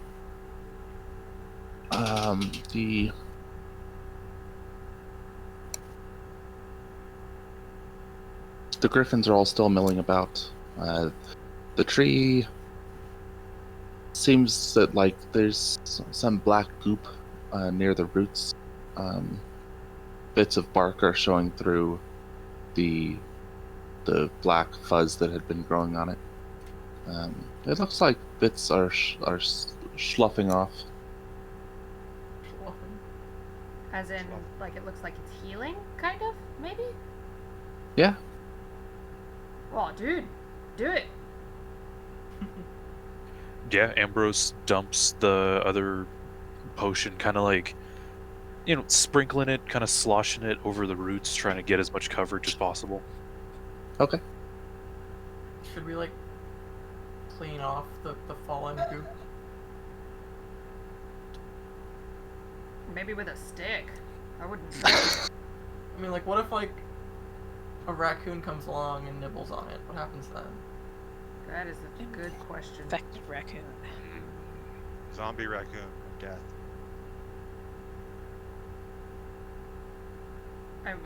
Cleaning it's probably a good idea. Do you have any suggestions? I'm not touching it.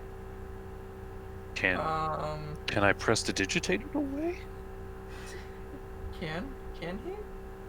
What are we trying to do? Clean off the tree? Yeah. Sorta. My gauntlet's already covered in this crap. I'll take care of. I'll do it. All right. What are you gonna do with it once you've cleaned it off? We You're gonna burn have it. to Just make- clean no, your hey, go. gauntlet. Bonfire time. Small bonfire. Okay. Or campfire. So you start building a bonfire near the tree, and as Johnny's scraping off goop and, I don't know, putting it in a pile near the root. Yeah, pretty much. Okay. Probably away from the roots. We don't want it to reabsorb the goop. True. Yeah. All right. In a bucket. Sure. Okay. Goop. It takes a few minutes of hard work before you've gathered all of the sloughed off goop and bits of bark that had blackened. Okay. You've got a campfire-sized group of wood on the ground. All right. Now's your chance. It's about a campfire-sized fire. Yes. Now's your moment. Yeah, This is Ambrose the moment. snaps his fingers and prestidigitates the bonfire to light up. All right. Yeah, it's lit, and the fire's going. That was impressive, Ambrose. Good on you.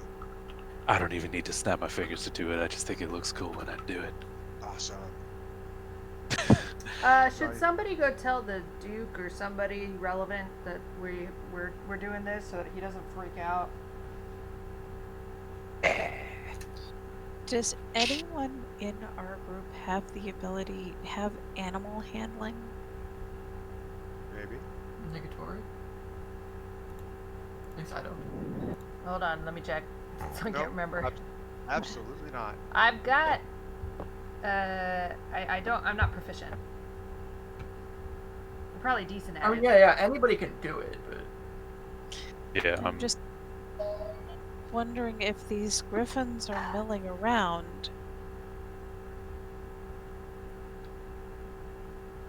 We have permission from His Grace to gather the ingredients that we need for more cures. Let us speak to their riders and see if they will. I would love to be able to bond with. She's pony. Althea's having a pony moment. What can I say? I don't know what that means. Bird. It's so cute and fluffy. I want one. So fluffy you're gonna die. It's so fluffy. I'm gonna die. When Ambrose snaps his fingers for the prestidigitation, the tendrils of fire look almost like tentacles for a second. That's weird. I wasn't doing it on purpose. That's awesome.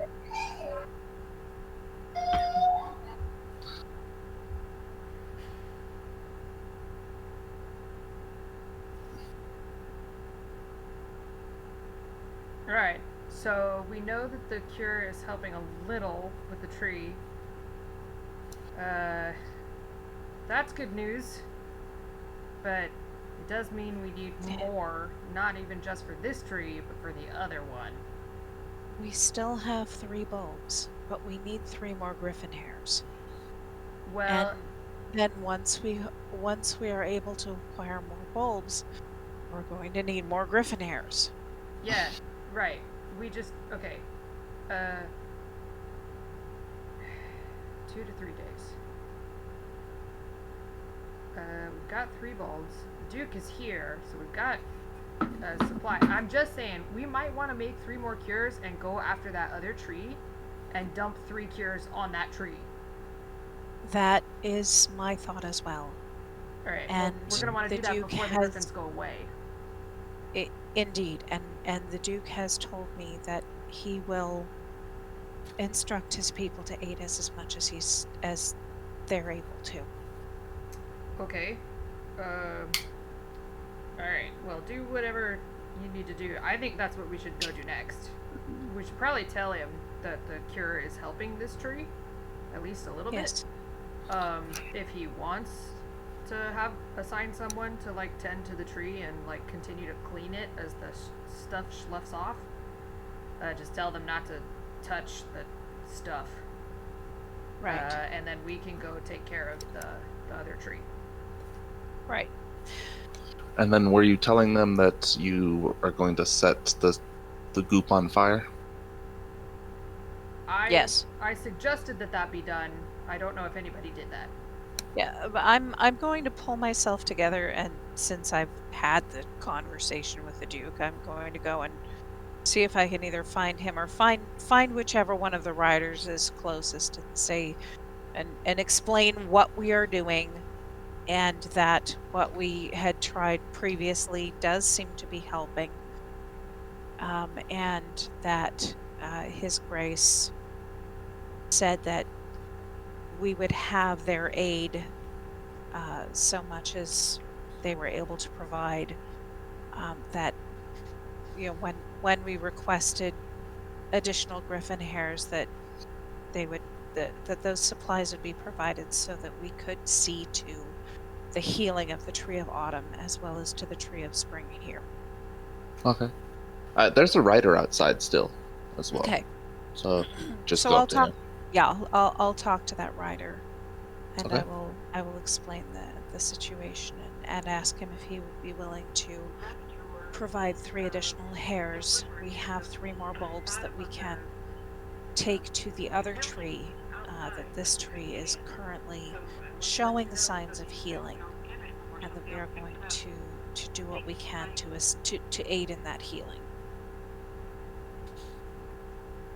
And Okay. then that we will probably be leaving in the morning to go and see about healing the other tree. Tells you that they've been taking all of the hairs from one griffin, and he points the one out. And it's like, yeah, set it on fire. Thank you. I appreciate your assistance. Go back. Light it up! Burn, baby, burn. Disco Inferno. Okay. So you just pour it out onto the fire? Pour out the goop.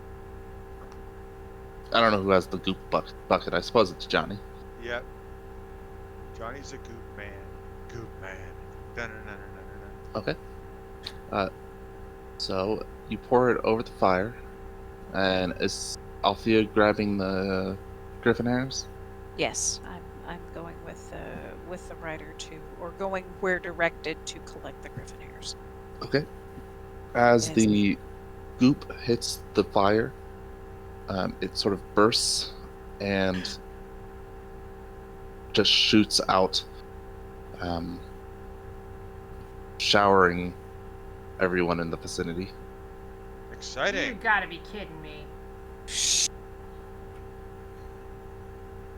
that's less than ideal. Which I believe is Jonny, Ambrose, and Guen.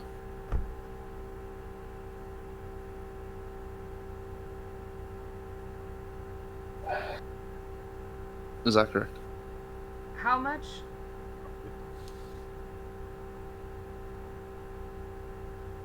How much? What? Like, how much? Ugh, God. How covered are we in shit?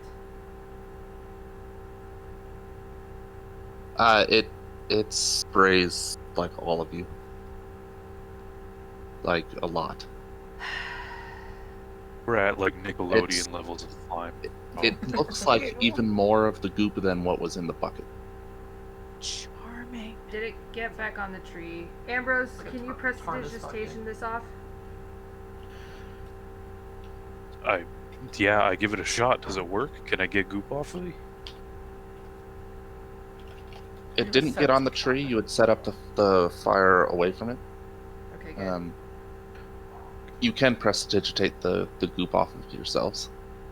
Yeah, I Let's do that as just quickly wave as my possible. hand, and all of the stuff gets cleaned off of me, Gwen, and Jonny. Thanks, man. At least my mouth was closed. That would have been nasty. Ew.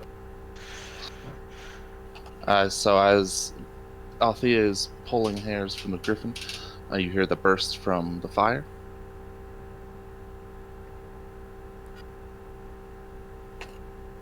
Uh-huh. Oh, that's not good.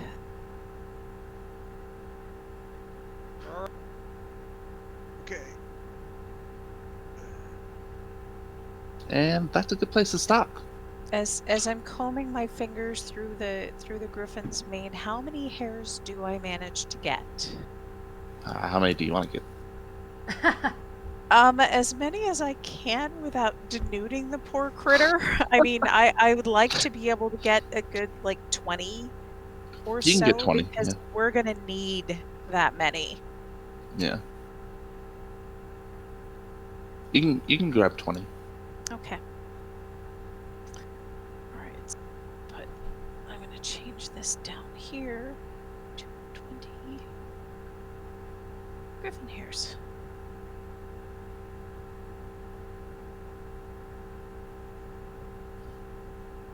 So I have no bulbs and all the griffin hairs. Yes. Alright. And we're no longer covered in goop. And you're no longer covered in goop, but that doesn't necessarily mean you're not infected. Yeah, that's not good. Yeah, we've been infected. Ugh. I already was. I don't know what you just said. I said I already was. Yeah. Yeah. And I've got another body to my innocent count. This is not fun.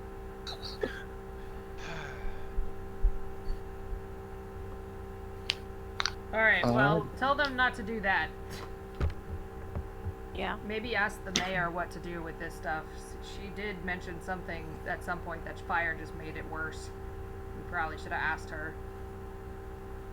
She did. She said that fire made it worse? At a certain point, yeah. Well, I didn't remember that till just now. Oh, thank you. Oh, I don't think any of us did. You remember Ocean that? jog Like, real I didn't quick. know what she meant. Well, I guess now we know. So... Whew. I It's think we red have... But instead of water, it's fire.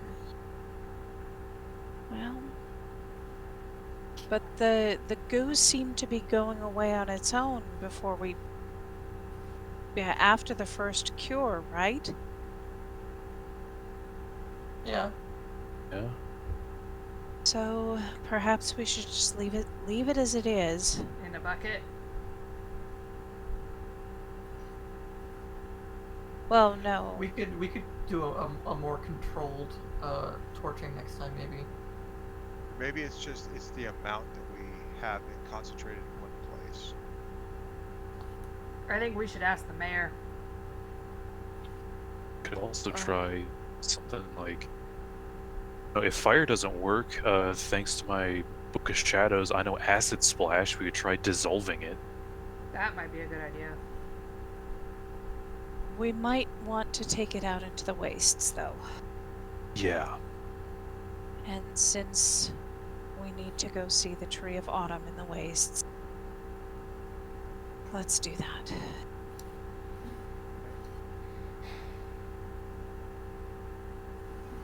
Alright, so next week is heading out to the wastes. Yep. Fantastic. Alright.